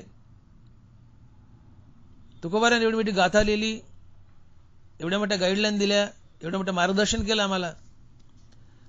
पण वैकुंठाला जाताना तुकोबारायांनी फक्त एकच मंत्र दिला, काही बोलले नाही तुकोबाराय. एकच वाक्य बोलले, आम्ही जातो आमच्या गावा, आमचा राम राम घ्यावा. माझं बाकीचं काही घ्या की नका घेऊ, सगळंच घ्या, पण त्यातली त्यात माझं एक अवश्य घ्या. काय? आमचा राम राम घ्यावा. आम्ही जातो आमच्या गावा, आमचा राम राम घ्यावा. आता नाही येणे जाणे, सहज खुंटले बोलणे. कधी येणं होईल, कधी नाही सांगता येत नाही बाबा. आम्ही वैकुंठवासी आलो याच कारणास, पण आता माझं कधी येणं होईल, कधी अवतार धरील, हे पुढचं पुढं राहिलं. पण आता जाताना एकच सांगतो, माझ्याकडून एकच घ्या. काय? आमचा राम राम घ्यावा. आम्ही जातो आमच्या गावा, आमचा राम राम घ्यावा. आमचा राम राम घ्यावा. मी माझ्या गावाला वैकुंठाला चाललोय, लोक हो, माझ्याकडून एकच घ्या. काय घ्या? माझ्याकडून राम नामाचा मंत्र घ्या आणि तो तुम्ही घोका, तुमचं कल्याण होईल. आपलं कर्म करताना प्रत्येक कर्मात हरिनामाचा मसाला मिसळवा. आपलं काम करताना मुखानं राम राम म्हणा. त्याचे अनंत फायदे होतील, तुम्हाला देवही भेटेल. आणि म्हणून महाराजाचा हा संदेश प्रत्येकाने आपल्या काळजावर कोरावा. आम्ही जातो आमच्या गावा, आमचा राम राम घ्यावा. हे तुकोबारायचं वाक्य काळजावर कोरावं, तुकोबारायचा राम राम घ्यावा. आणि प्रत्येकानं आपलं काम करत करत राम राम म्हणत राहावं. पहिला फायदा काय? तर जाईल भवश्रम, सुख होईल दुःखाचे. याशिवाय अनेक फायदे आहेत, मी बोलून गेलो. अर्थात आपल्या कर्माला रामनामाची संगती द्या. एखादा म्हातारा असतं, आपण म्हणलं की नाही बाबा आयुष्य संपत आले, म्हातारा झाले, आता शेवटी शेवटी रामनाम घ्या ना. तर ते म्हातारा म्हणतं बाबा आयुष्यभर घेतलं नाही, आता शेवटी शेवटी म्हातारपणी घेऊन कशाला बट्टा लावून घेऊ. काय म्हणते म्हातारे? शेवटी शेवटी आयुष्यभर घेतलं नाही, माता शेवटी शेवटी रामनाम घेऊन कशाला बट्टा लावून घेऊ. हे उत्तर असतात म्हाताऱ्याचे. मी बोललो आपण राम राम म्हणलं तर ते नमस्कार म्हणतं, गुड मॉर्निंग म्हणतं, हॅलो म्हणतं, बाय म्हणतं, अजून काय म्हणत असेल. इंग्रजाची संस्कृती आली ना आपल्याकडे. सुंदर राम राम होता. राम राम गेला, जयहरी आला. आता जयहरी घातला, आता रामकृष्ण हरी आणला. काय जयहरी वाईट होतं? ठीक आहे, रामरामचा जयहरी आणलाय आळंदीकरांनी, रामरामचा जयहरी आणला. बरं ठीक आहे, जयहरी आनंद आहे, सोपा शब्द आहे, शॉर्ट आहे, म्हणायला गोड आहे, जयहरी. पण तो जयहरी घातला आणि या वारकऱ्याने आता रामकृष्ण हरी आणला, की जे म्हणायला अवघड आहे. अरे जयहरी का आणि रामकृष्ण हरी का एकाच देवाचे नाव आहेत, पण ते रामकृष्ण हरी म्हणायला अवघड आहे. सुंदर होता जयहरी, त्याचा रामकृष्ण हरी आणला, ते म्हणायला अवघड जात. जयहरी सोपं आहे, रामकृष्ण हरी अवघड आहे. पण मनाला येतील तसे कायदे कानून करायचे का? तर आम्ही आळंदीत राहतो. ठीक आहे, चलो त्या दामटा घोडे तुमचे. पण आजही मी म्हणेल की जयहरीच चांगला आहे. आम्ही जर जयहरी केलं ना कीर्तनकारला, आपण म्हणतो जयहरी, ते आयटीत म्हणतात रामकृष्ण हरी. आपण म्हणलं की नाही जयहरी, ते म्हणतात रामकृष्ण हरी. बरं काय जयहरी चावतोय? जयहरी तुम्हीच आणलाय ना आधी, तुम्ही जयहरी काढून टाकला, रामकृष्ण हरी आणला. आता जयहरी काय, रामकृष्ण हरी काय, रामराम काय एकच आहे, पण विनाकारण बदलायचं.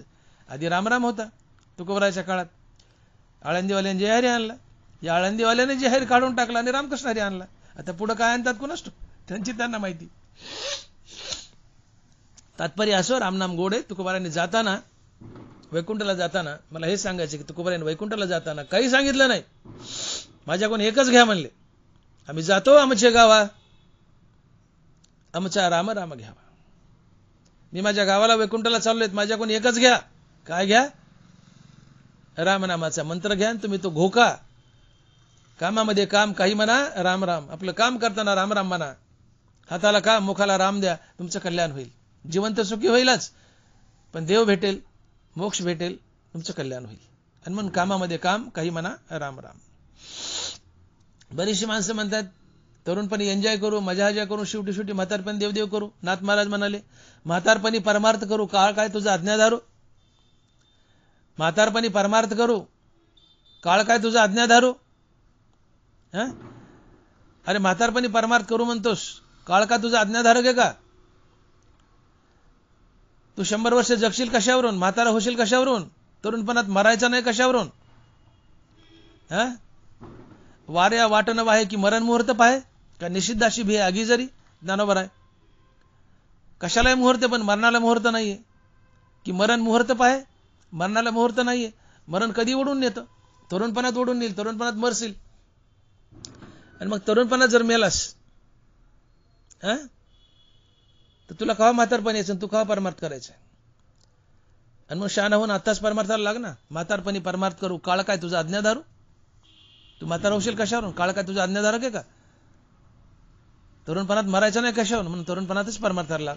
शहाणा असेल तर तरुणपणात परमार्थाला लागा. कोण दिवस उगवण कैसा, नाही देहाचा भरवसा. इथं गडीचा भरवसा नाही. माशी पाक पाकडीत भेसरे, काळ नळाच्या तोंडी लावली लोणियाची उंडी. माशी पाक पाकडीत वेसरे. माशी पाक पाकडीत वेसरे. माशीला पंख फडफडायला वेळ लागत नाही. जितका वेळ माशीला पंख फडफडायला लागतो तितक्या वेळात मनुष्य मरतो. ग्रास गिळी सत्ता नाही हाती. हातात घेतलेला घास तोंडापर्यंत नेणे सत्ता नाही. हातातला हातात राहतो, आम्ही गचकन मरतो. इतकं अनिश्चित जीवन. आणि इथं लोक म्हणतात म्हातारपणी परमार्थ करू.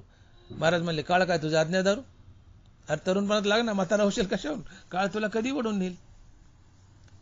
म्हणून तरुणपणात परमार्थाला लागा. शहाणे असेल तर कामामध्ये काम, काही म्हणा राम राम. आपलं काम करा, काम करत करत राम राम म्हणत राहा. सगळं सफल होईल. संसार सुखी होईल, देवही भेटेल. बरेचसे लोक म्हणतात संसार रांकीला लागल्यावर देवदेव करू. अरे देवदेव कर, राम नाम घे, संसार आपाप रांकीला लागेल. तू राम म्हणले की देव तुझ्या संसारात राबायला येतो, तो रांकीला लावतो. वेडा कुठला? संसार रांकीला लावल्यावर राम राम म्हणतो. राम राम म्हण, संसार रांकीला लागेल, हे तुला कळू दे. रांकीला लागेल म्हणजे मार्गी लागेल. खेड्यातला शब्द आहे. रांकीला लागणं म्हणजे मार्गी लागणे. आणि म्हणून तुम्ही 90% लोक नामाला विन्मुख आहेत. 10% आहेत सन्मुख, पण 90% नामाला विन्मुख आहेत, नामापासून दूर आहेत. मुखात नाम येत नाही. तुकोबाराची इच्छा आहे की सगळ्यांनी राम नाम घ्यावं, काम करत करत राम म्हणावं. म्हणजे 90%चं काय तर पदरी पाप आहे. पाप परमार्थाकडे येऊ देत नाही. मुखामध्ये रामनाम येत नाही. तर या 90%ने जे नामाला विन्मुख आहेत त्यांनी सतसंगतीत यावं. सतसंगतीने भक्ती घडते. आणि सतसंगतीने भक्ती घडली की मुखामध्ये हळूहळू रामनाम येऊ लागतं. आणि हे रामनाम एकदा मुखात आलं की ज्ञानोबा अभ्यास योग सांगतायत. मग एकदा तुमचं मन रामनाम थोडं थोडं घेऊ लागलं. ज्ञानोबा बोलले अभ्यास योगात की तरी गा ऐसे करी या आटा पहारा माझारी, मोटके निमिष भरी दे तू जाय. मग जे जे का निमिक देखेल माझे सुख, ती तुले अरोचक विषय घेईल. मग शरद कालो रिगे आणि सरिता उठू लागे, तसे चित्त काढेल वेगे प्रपंचोनी. मग भोगातून निघता चित्त मज माझी रिगता, हळूहळू पंडू सुता मीची होईल. हा अभ्यास योग आहे. आणि अभ्यास योगाच्या 4 वयात ज्ञानोबारांनी पूर्ण परमार्थ गुंडाळाय. 4च वय आहेत पण पूर्ण परमार्थ गुंडाळाय. सगळी ज्ञानेश्वरी एककडे आणि 4 वय एककडे. देव कसा प्राप्त करायचा 4 वयातून सांगितली आयडिया, युक्ती.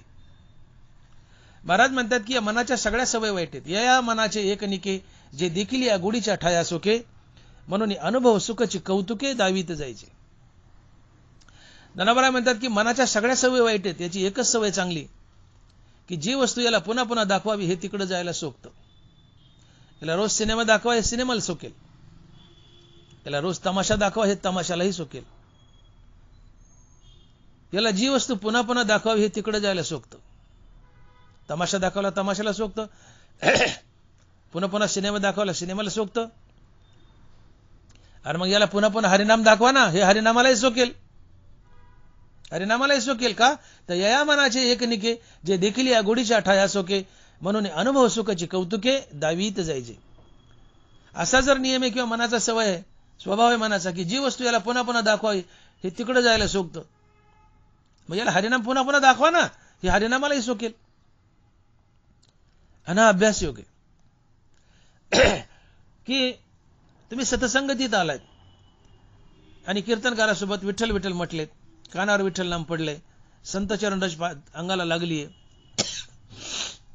तुमच्या वासना जळून चालल्यात, हळूहळू तुम्हाला रामनामाची गोडी लागेल. मग रामनामे उपजे आवडी, सुख गडोगडी वाढू लागेल. रामनामाची आवड निर्माण होईल, तुम्ही हळूहळू राम म्हणायला लागाल. मग ज्ञानोबा म्हणतात किंवा आज एकदा राम म्हटला, उद्या 2दा म्हण, परवा 3दा म्हण, पुन्हा 4दा 5दा, हळूहळू रोज रामनाम वाढत जा, वाढत जा थोडं थोडं.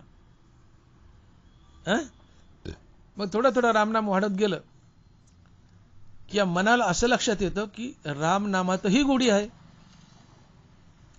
कारण जी वस्तू याला पुन्हा पुन्हा दाखवावी हे तिकडे जायला सोकतं. मग रामनाम पुन्हा दाखवलं, पुन्हा पुन्हा दाखवलं तर रामनामाला सोकेल. आणि रामनाम घ्यायला सोकलं की याला लक्षात येईल की रामनामातही गोडी आहे. मग मी विषयाकडे का धावतोय, मी भोगाकडे का धावतोय, त्याला भोगाचा विषयाचा तिटकारा येईल आणि याला रामनामाची चटक लागेल. आणि विषयाचा भोगाचा तिटकारा येणं हे वैराग्य असतं.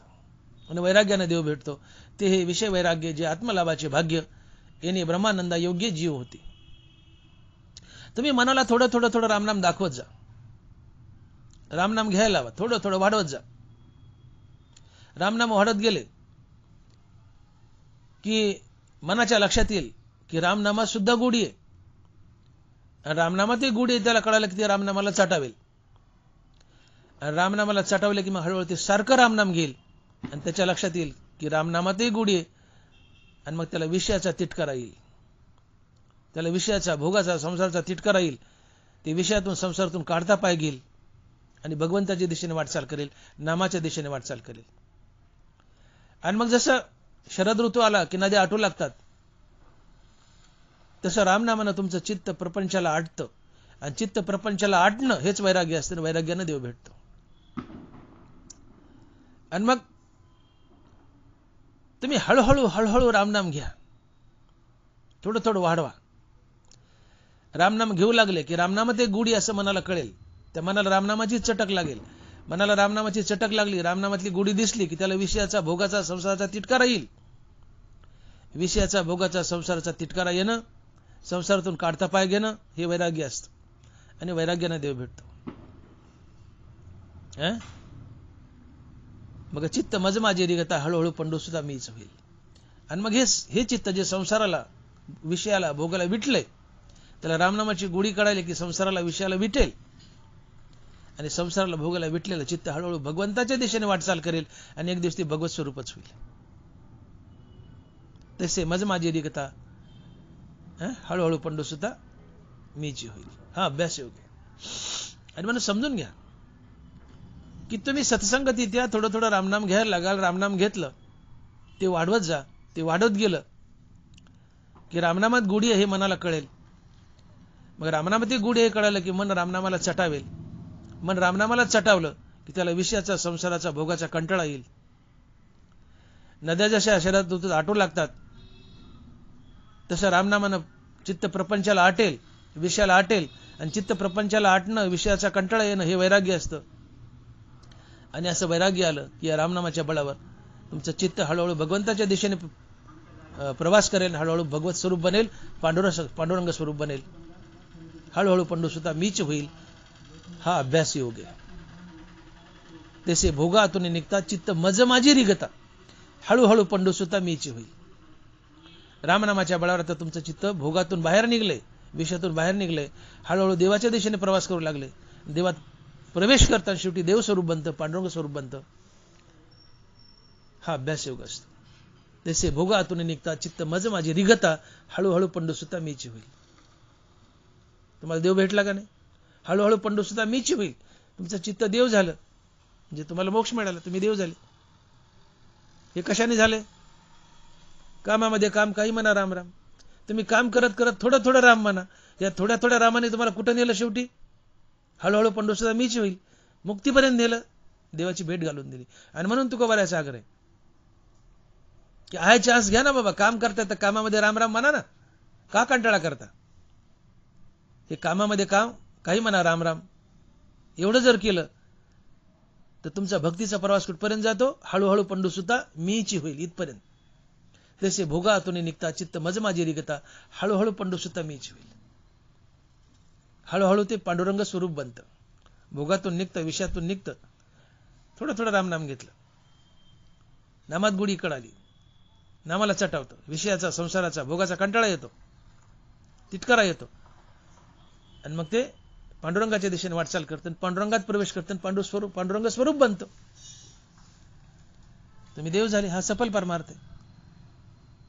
आणि म्हणून सुरुवात थोडी थोडी करायची, आणि ती आहे थोडी सुरुवात म्हणजे कामामध्ये काम, काही म्हणा राम राम. जीवन सफल होतं. परंतु तुम्ही विषयातच गुंतून राहिले, संसारातच गुंतून राहिले, मुखानं रामनाम घेतलंच नाही, तर काय नुकसान होतं हे तुकोबाराय अभंगाच्या दुसऱ्या चरणात सांगतात. आणि महाराज लिहितात, कळो येईल अंतकाळी प्राण प्रयाणाचे वेळी, राहती निराळी रांडा पोरे सकळ. कळो येईल अंतकाळी प्राण प्रयाणाचे वेळी, राहती निराळी रांडा पोरे. बाबांनो तुम्ही माझं ऐका. महाराज म्हणतात तुकोबाराय, माझं ऐका. कामामध्ये काम, काही म्हणा राम राम. आपलं काम करताना मनातल्या मनात राम राम म्हणत राहा. काय फायदा होता मी बोलून गेलो वर. पण तुम्ही रामनाम नाही घेतलं आणि शेवटी जेव्हा यायचं तेव्हा मरण आलं, त्यावेळेस तुम्हाला कळल म्हणले मग रामनाम न घेतल्याने काय आपलं नुकसान झालंय. तर काय नुकसान आहे? महाराज म्हणतात, कळो येईल अंतकाळी प्राण प्रयाणाचे वेळी, राहती निराळी रांडा पोरे. हे महत्वाचे. राहती निराळी रांडा पोरे. ज्या लेकराबाळासाठी, बायका पोरासाठी खस्ता खाल्ल्या, तोंडावर पडू पडू संसार केला, ते काय करतात शेवटी? ज्याची तुझं गुंती ते मोकलती तुझं अंती, यमाचे हाती बांधून या धीती, भूषणी ही घेती काढून या. चापू चापू अंगावरचं सोनं काढतात रे म्हणले, गुंजभर सोनं अंगावर सोडत नाही. यमाचे हाती बांधून या देती, भूषणी ही घेती काढून या. भूषण म्हणजे दागिना. काही दागिने असले, लॉकेट फॉकेट सगळे चापू चापू काढून घेतात. सकाळी मेला म्हणतात उरका उरका ऊन होईल, संध्याकाळी मेला म्हणतात उरका उरका रात्र होईल, अंधार पडल.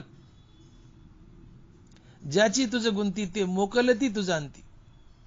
तुला मोकलतात रे, प्रेत बाहेरी घालीजे, हे असो हाते शाळीजे कष्माळाते. ज्ञानोबा आहे. आपण शी करून आलोत, ते कष्माळे घाण आहे, पण ज्ञानोबा म्हणतात धुवावं लागतं, नावेला तिथं हात लावावा लागतो. हे असो हाते शाळीजे कष्माळाते. शी धुवावी लागते, तिथं हात लावावा लागतो, नावेला जे. तसं प्रेत बाहेर घालावं लागतं. प्रेत बाहेरी घालीजे. 10 कोटीचा बंगला बांधलाय, पण आता तू सडायला लागलास, मेलाय, सडायला लागलास, वास सुटलाय. घरातलेच म्हणतात याला बाहेर काढा. आता पहिले ज्याच्यासाठी खस्ता खाल्ल्या, बंगले बांधले, ते म्हणतात याला बाहेर काढा. प्रेत बाहेरी घालीजे, हे असो हाते एक शाळीजे कष्माळाते. ज्याची तुझं गुंती ते मोकलती तुझं अंती, यमाचे हाती बांधून या देती, भूषणेही घेती काढून या. अरे बाबा इथं कुणी कुणाचं नाही. हे गो दाटू मोठी. हे लेकरं बाळ, बायका पोरं, हे मागच्या जन्मात आमचे कुणी नाहीत, पुढच्या जन्मात आमचे कुणी नाहीत. एवढ्या काळाकरता आमचे. ही एक फॅमिली गॅदरिंग आहे. उदाहरणार्थ आमचा बाप मेला, आमचा बाप मेला, तो पुढच्या जन्मात कोणाच तरी पोटाला एखादं बाळ म्हणून जाईल किंवा कुठल्या अन्य येऊन जाईल. पुढच्या जन्मात आमच्या बापाचा आमचा काही संबंध राहिला? काहीच नाही. एखादं गावातलं किंवा सोबतच एखादं म्हातारं मेलं आणि ते आपल्या बाबाच्या पोटी आलं, लेकरू म्हणून ते लेकरू आपण असतात. मग आपल्या बाबाचा आणि त्या मेलेल्या म्हाताऱ्याचा मागच्या जन्मात काही संबंध आहे का? काहीच नाही. मग आपला आणि आपल्या बापाचा संबंध कधी आहे? या जन्मापुरता. आपला बाप मेला, पुढच्या जन्मात कुणाच तरी घरात जातो. आपल्या बाबाच्या पोटी जे लेकरू आले आपण म्हणून, ते मागच्या जन्मात कोणत्या दुसरंच म्हातारा असतं मरून, त्याचा आत्मा बापाच्या पोटी आलाय. मग आपला आणि आपल्या बापाचा संबंध, आपल्या फॅमिली मेंबरचा संबंध या जन्मा करताय, मागं नसतो, पुढं नसतो. आणि म्हणून तुकोबाराय म्हणतात की शरीर संबंधीची नाती भोरड्या उडवितीस येतात. नीट ऐका, शरीर संबंधीची नाती भोरड्या उडवितीस येतात. माणसाचं शरीराचं नातं म्हणजे जसं शेतामध्ये ज्वारीच्या कणसावर चिमण्या बसतात, भोरड्या म्हणजे चिमण्या, चिमण्या बसतात ते कणसाचे दाणे टिपायला. आणि शेतमालक जायला गुंडा मारला, गोपणीचा दगड मारला, तर 4 दिवसाला 4 चिमण्या उडून जातात. त्यांचा भविष्यात कधी संबंध येतो किंवा येत बी नाही. तसं तुम्ही आम्ही, आपलं जे कुटुंब आहे, त्या चिमण्यासारखी एक आपली फॅमिली गॅदरिंग आहे. त्या कंसावर बसले, आम्ही घरात बसलोय, एक फॅमिली गॅदरिंग आहे. आणि आपले फॅमिली मेंबर्स एक एक करून मरून जातात, 4 दिवसाला 4 जातात. पुन्हा भविष्यात त्यांचा आमचा कधीच संबंध येत नाही. आणि म्हणून आपले फॅमिली मेंबर्स मागच्या जन्मात आपले कुणी नाहीत, पुढच्या जन्मात आपले कुणी नाहीत, आहेत ते एवढ्या जन्मा करता. आणि या जन्मातही दाटू मोठी आहेत.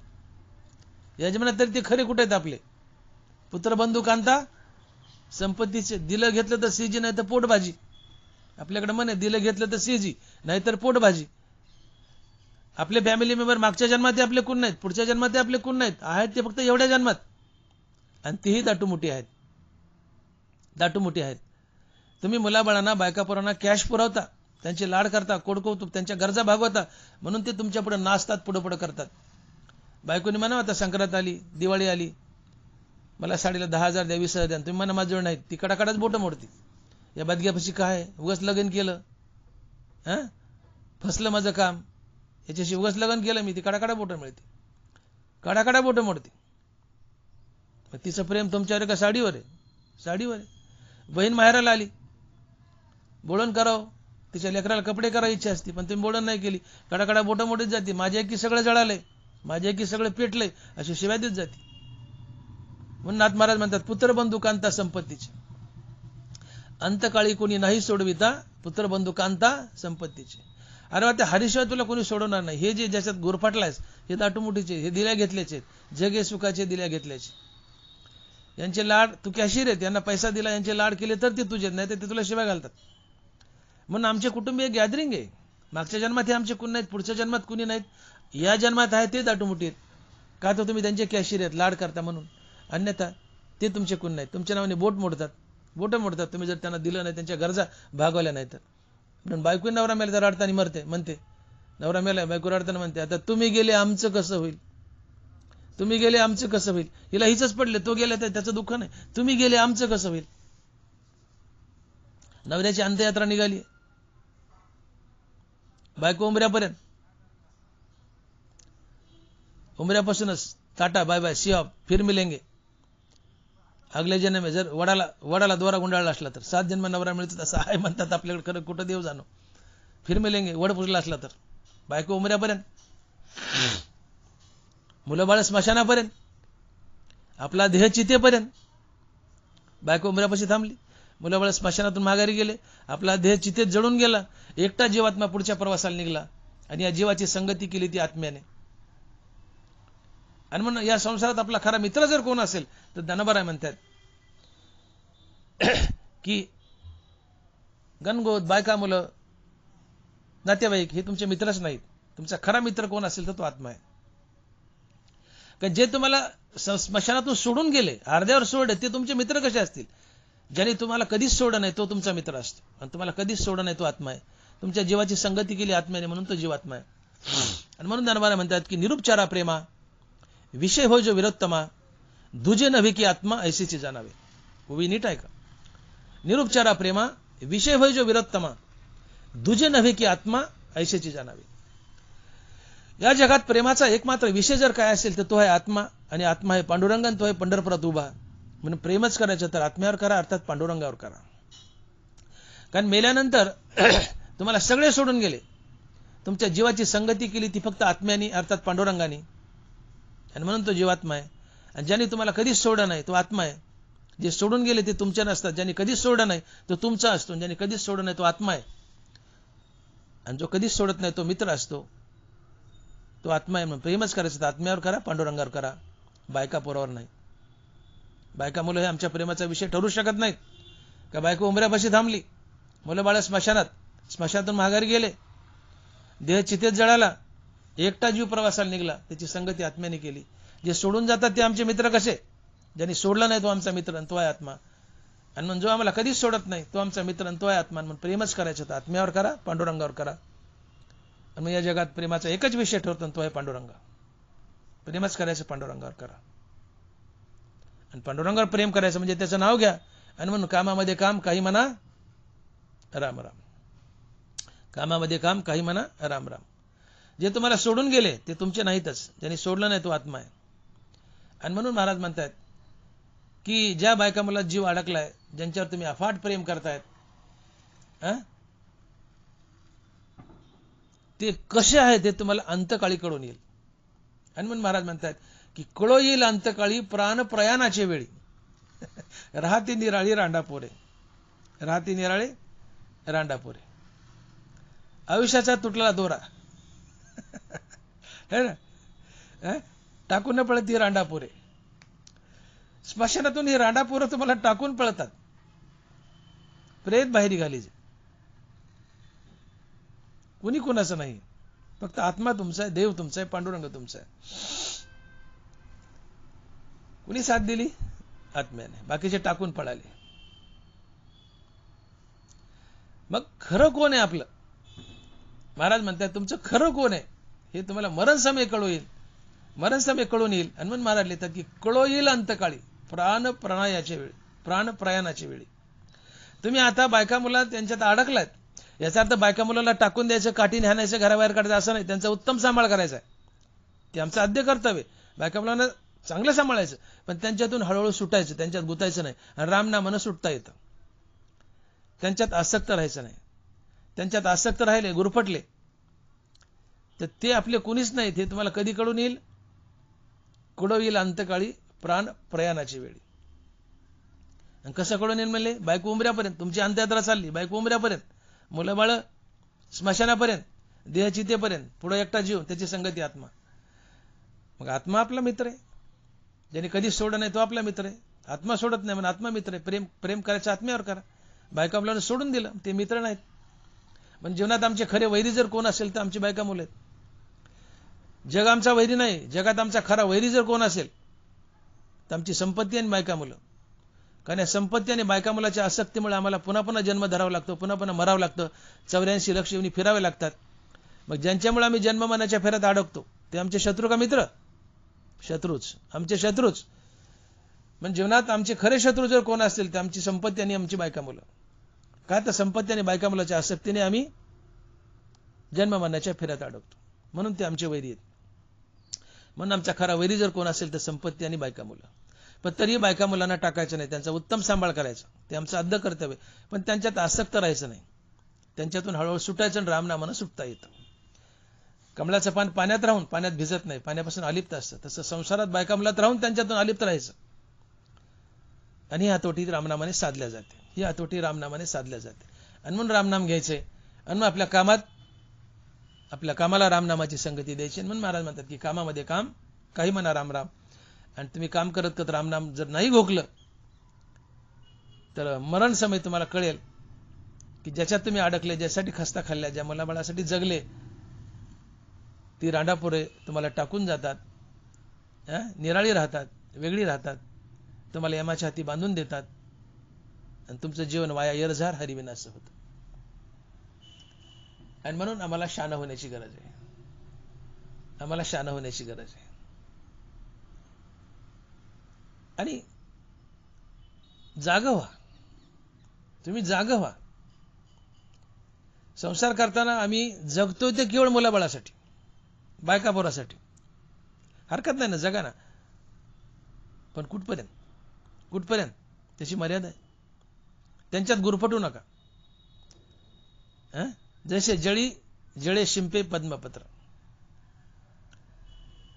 मी बोललो की कमळाचं पान पाण्यात राहतं, पण त्या पाण्यानं लिप्त होत नाही, भिजत नाही, त्यात आसक्त नाही. तसे संसारात राहा, पण आसक्त राहू नका. आणि रामनामाने हे साधता येतं, रामनामाने साधता येतं. म्हणून रामनाम घ्या, हा हट्ट आहे तुकोबारायाचा. आणि मग तुमची परिस्थिती कशी असो, तुम्ही कशा अवस्थेत असो, गरीब असो, श्रीमंत असो, तुमचे हाल असो, अपेष्ट असो, काही असो, रामनामाची संधी दवडू नका. हे तुकोबाराय अभंगाच्या 3ऱ्या चरणात सांगतात. आणि महाराज बोलतायत की जिता जिसी जैसा तैसा, जिता जिसी जैसा तैसा, पुढे आहे रे ओळसा, उगुनी फसा, काय करणे ते करी. बाबा तू बायका मुलात गुरफटू नको. हे जग दिल्या घेतल्याच आहे. मी बोललो दिलं घेतलं तर सीजी नाही तर पोटभाजी. पुत्रबंधू कांता संपत्तीचे, हे तुमच्या पैशावर धनावर प्रेम करतात, तुमच्यावर नाहीये. धनावर बोलले पहिले बाळदशे आईबा हेच एक पिसे, ते सरे मग स्त्री मासे बोलोनी ठाके. मग स्त्री भोगिता थावो वार्धक्य लागे यो, मग तोची प्रेम भाव बाळकाशी आले. लहानपणी आपलं प्रेम आईवडिलावर असतं. त्या 5 वर्षा मुलापुढं पोतभर नोटा टाका, ते डोंकून बघत नाही. त्याला एकच पिस, आईबा आईबा. पहिले बाळदशे आईबा हेच एक पिसे. लहानपणी आम्हाला आईवडील आवडतात. तरुणपणी आईवडिलांचं प्रेम उठतं आणि ते बायकोवर जातं. पहिले बाळदशे आईबा हेच एक पिसे, ते सरे मग स्त्री मासे बोलून ठाके. लहानपणी आपलं प्रेम आईवडिलावर कुठपर्यंत? हळद लागूस तर सुपारी फुटूस तर. एकदा हळद लागली, सुपारी फुटली की मग ते सरे मग स्त्री मासे बोलून ठाके. मग बायकोच्या गोऱ्या कातड्याला बोलतो. बरं बायकोवर तरी कुठपर्यंत? मग स्त्री भोगिता थावो वार्धक्य लागे येऊ, तोची प्रेम भाव बाळकाशी आली. आईवडिलाचं उठलं, बायकोवर आलं. बायकोवर तरी कुठपर्यंत? लेकर बाळ होसतात. लेकर बाळ झाले, उतर व्हायला लागला की बायकोवरचं उठतं आणि लेकर बाळावर जातं. तोची प्रेम भाव बाळकाशी आली. मग आपलं प्रेम कोणावर गेलं? मुलावर, नातवंडावर. मग आपल्या मुलाचं नातवंडाचं त्यांच्या मुलावर, नातवंडावर आपल्यावर प्रेम राहिलं का? नाही. मग हे आपल्यावर प्रेम करतच नाही तर तुम्ही का खसता खाता? समजून घ्या ना. आपलं प्रेम आपल्या मुलाबाळावर, पण आपल्या मुलाबाळाचं त्यांच्या मुलाबाळावर, आपल्यावर राहत नाही. आणि म्हणून आपल्या अक्षय तृतीयेला वगैरे बापाचा फोटो लटकेला असतो भिंतीवर, किंवा पुण्यतिथी बापाची आपल्याला आठवण तर नसतं. बायको म्हणते अहो आज बापाची पुण्यतिथी आहे किंवा अक्षय तृतीय आहे किंवा पित्र आहे, ते काढा फोटो, पुसून घ्या आणि पूजा करा. 12 महिन्यात बापाची एकदा आम्हाला आठवण येत नाही. आम्हाला आमच्या बापाची आठवण येत नाही तर आमच्या पोराला आमची कशावरून येईल? आणि मग ज्याची तुझं गुंती ते मोकल ती तुझी आणती. येडा होऊ नको. तो वारा म्हणतात शहाणा हो, यमाची हाती बांधून देती, भूषणे घेती काढून या. त्यांच्यात गुंतू नको. गुंतला असतं तुला महागात पडेल आणि ते तुला मरण समय कळेल की कसे दागिने चापून घेतात, तुला ताटकीवर बांधतात आणि तात्काळ स्मशानात नेऊन जाळतात. तुझे काय हाल करतात तुला कळेल म्हणजे कळोईल अंतकाळी प्राण प्राण्याची वेळी. तुझी बायकापोर काय चीज आहे? ज्यांच्यासाठी खस्ता खाल्ल्या, प्रेम केलं ज्यांच्यावर, ज्यांच्यासाठी जगला, ज्यांच्यासाठी भ्रष्टाचार केला, घर भरलं, ते काय चीज आहे तुला मेल्यावर कळेल म्हणले, किंवा मरण समय कळेल. कळोईल अंतकाळी प्राण प्राण्याची वेळी, राहती निराळी रांडापोरे. ते मरण समय कळतील म्हणले आपल्या बायकापोर काय आहेत. आणि म्हणून जागा हो, शहाणा हो म्हणले. आता ज्या अवस्थेत आहेस, जसा आहेस तसा आहेस, गरीब असो श्रीमंत असो, जिता जिसी जैसा तैसा. आता सध्या कशा अवस्थेत असो म्हणले तू, गरीब असो श्रीमंत असो, सुखात असो दुःखात असो, जसा असेल तसा राम नाम घ्यायला लाग. आपलं काम काम करत करत राम नाम घे. कामामध्ये काम, काही म्हणा राम राम. ज्या अवस्थेत आहे त्या अवस्थेत आपलं काम करण आणि त्याला रामनामाची संगती दे. काम करत करत राम राम म्हण. आणि हे जर राम राम म्हणला नाहीस तर पुढे आहे वळसा व गोनी फासा, काय करणे ते करी. पुढे फार मोठा वळसा आहे, नद्यामध्ये भवरे आहेत. त्या भवऱ्यामध्ये, त्या वळशामध्ये तू अडकशील आणि पुन्हा जन्मांच्या फेऱ्यात अडकशील. तुझं कुणी नसेल, तुला पुन्हा 84 लक्ष येऊन फिरावे लागतील. आणि म्हणून सावध हो. आणि म्हणून महाराज शेवटच्या चरणात म्हणतात की केले होते याची जन्मे, अवघे विठोबाच्या नामे, तुका म्हणे वर्मे जाणून या तरते.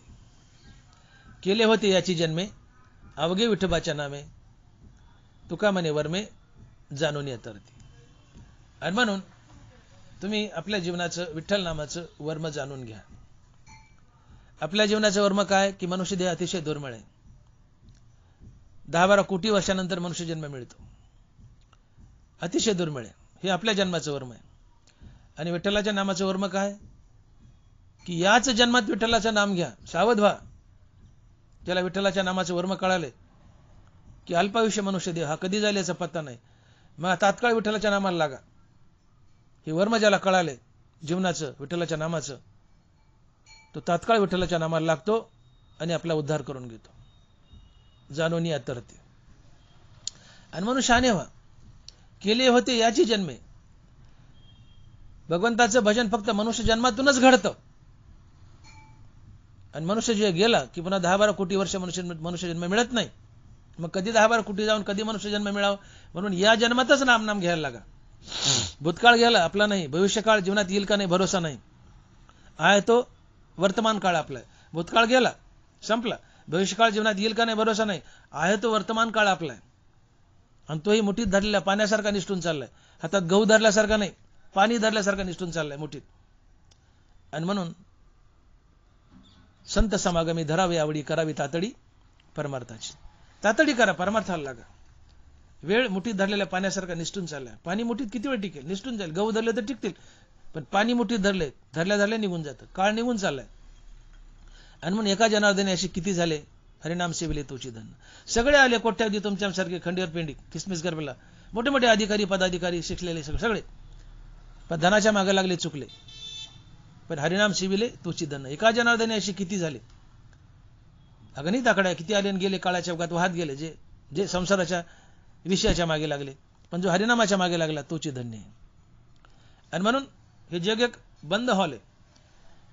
एका आंधळ्याला एका बंद हॉलमध्ये सोडलं आणि 1 फुटाची सापटे म्हणले, हॉल फिरवणे, त्या सापटीतून बाहेर निघ म्हणले. मोठा हॉल आहे. आंधळा चापत चापत भिंतीला चापत आला. ती फट जवळ आली की त्याच्या हाताला खाजू आली. हात उचलला, 1 पाऊल पुढे गेला, त्याला त्या बंद हॉलमध्ये फेरा पडला. तसं आम्हालाही हरिनामाची मोक्षाची फट जवळ आली की वासनेची विषयाची खाज येते. 1 पाऊल पुढे जातो आणि पुन्हा आम्ही या संसार चक्रात अडकतो. ते आंधळ त्या बंद हॉलमध्ये अडकलं, आम्ही संसारामध्ये अडकतो. 84 लक्षणीचा प्रवास करावा लागतो. आणि म्हणून नामदेव महाराज म्हणतात की याची देही स्मरा आत्माराम. या देहातून सुटा. शेवटची पाळी मनुष्य जन्म, शेवटाची पाळी एक मनुष्य जन्म, चुकल्या वर्म फेरा पडे. याच देही करा भेटी आत्माराम. नामदेव महाराज, याच देही करा भेटी आत्माराम, चुकल्या वर्म फेरा पडे. याच देहात आत्मारामाची भेट करा, रामनामाला लागा. या देहात रामनाम नाही घेतलं तर वर्म चुकलं आणि 84 लक्षणीचा फेरा पडला. तेच महाराज म्हणतात, केले होते याची जन्मे अवघे विठोबाच्या नामे, तुका म्हणे वर्मे जाणून या तरती. नामदेव महाराज तेच म्हणतात की याच देही करा भेटी आत्माराम, चुकल्या वर्म फेरा पडे. याच देहातून भगवंताचं भजन घडतंय आणि या देहातून देवाची प्राप्ती होते. म्हणून भगवंताच्या नामाला लागा. तुम्ही जसे आहात तसे आहात, गरीब आहे श्रीमंत, ज्या अवस्थेत असू द्या, हालापष्टात असू द्या, कसे असा आहे त्या अवस्थेत रामनामाला लागा. हे वर्म जाणून घ्या विठ्ठलाच्या नामाचं. विठ्ठलाचं नाम घ्या. या देहातून विठ्ठलाचं भजन घडतं आणि विठ्ठलाचं भजन घडलं, विठ्ठलाचं भजन केलं तर तुम्ही तराल. आणि म्हणून महाराज म्हणतात, केले होते याची जन्मे अवघे विठोबाच्या नामे, तुका म्हणे वर्मे जाणून या तरती. विठोबा रखुमाई, जय जय विठोबा रखुमाई, विठोबा रखुमाई, जय जय विठोबा रखुमाई. सारांश महाराज म्हणतात की तुम्ही काही ना काही काम करतातच. जसं दळिता कांडिता वगैरे वगैरे काही ना काही, महिला असो पुरुष असो, जे जे आपलं काम करतायत ते काम करताना मनातल्या मनात रामराम म्हणत राहा. आपल्या कर्माला रामनामाची संगती द्या. त्याने काय फायदा होईल की भवश्रम जाईल, जीवनात सुख येईल आणि दुःखही सुखात बदलेल. रामराम जर म्हटलं काम करताना तर भवश्रम जाईल, दुःखाचं सुखात रूपांतर होईल. ज्या बायका मला तुमचा जीव अडकलाय ते क्षणिक असतात, आपले खरे नसतात. देव आपला खरा असतो. म्हणून देवाच्या मागे लागा. आपली बायकामुळे कशी आहेत हे तुमच्या मरण समय कळेल आणि देव आपला आहे हे जाणून घ्या. आणि याच जन्मात देव जाणून घ्या. मनुष्य जन्म अतिशय दुर्मिळ आहे, पुन्हा मिळेल नाही, सांगता येत नाही. मिळेल तर 10-12 कोटी वर्षानंतर मिळेल, कधी 10-12 कोटी वर्ष जायचे आणि कधी आम्ही मनुष्य व्हायचं. म्हणून या जन्माचं वर्म जाणून घ्या. आणि या जन्माचं खरं वर्म आहे की विठ्ठलाचं नाम मुखानं घ्यावं. विठ्ठलाचं नाम घेणं हेच खरं वर्म आहे. आणि म्हणून तुम्ही सातत्याने विठ्ठलाचं नाम घ्या. आपल्या कामात काम करता करता रामराम म्हणा. या रामनामाने अनंत फायदे होतील आणि तुम्हाला देवही भेटेल. आणि म्हणून महाराज म्हणतात की कामामध्ये काम, काही म्हणा रामराम, जाईल भवश्रम, सुख होईल दुःखाचे. पुंडलिक वरदे हरी विठ्ठल. श्री ज्ञानदेव तुकाराम. गोपाल कृष्ण भगवान.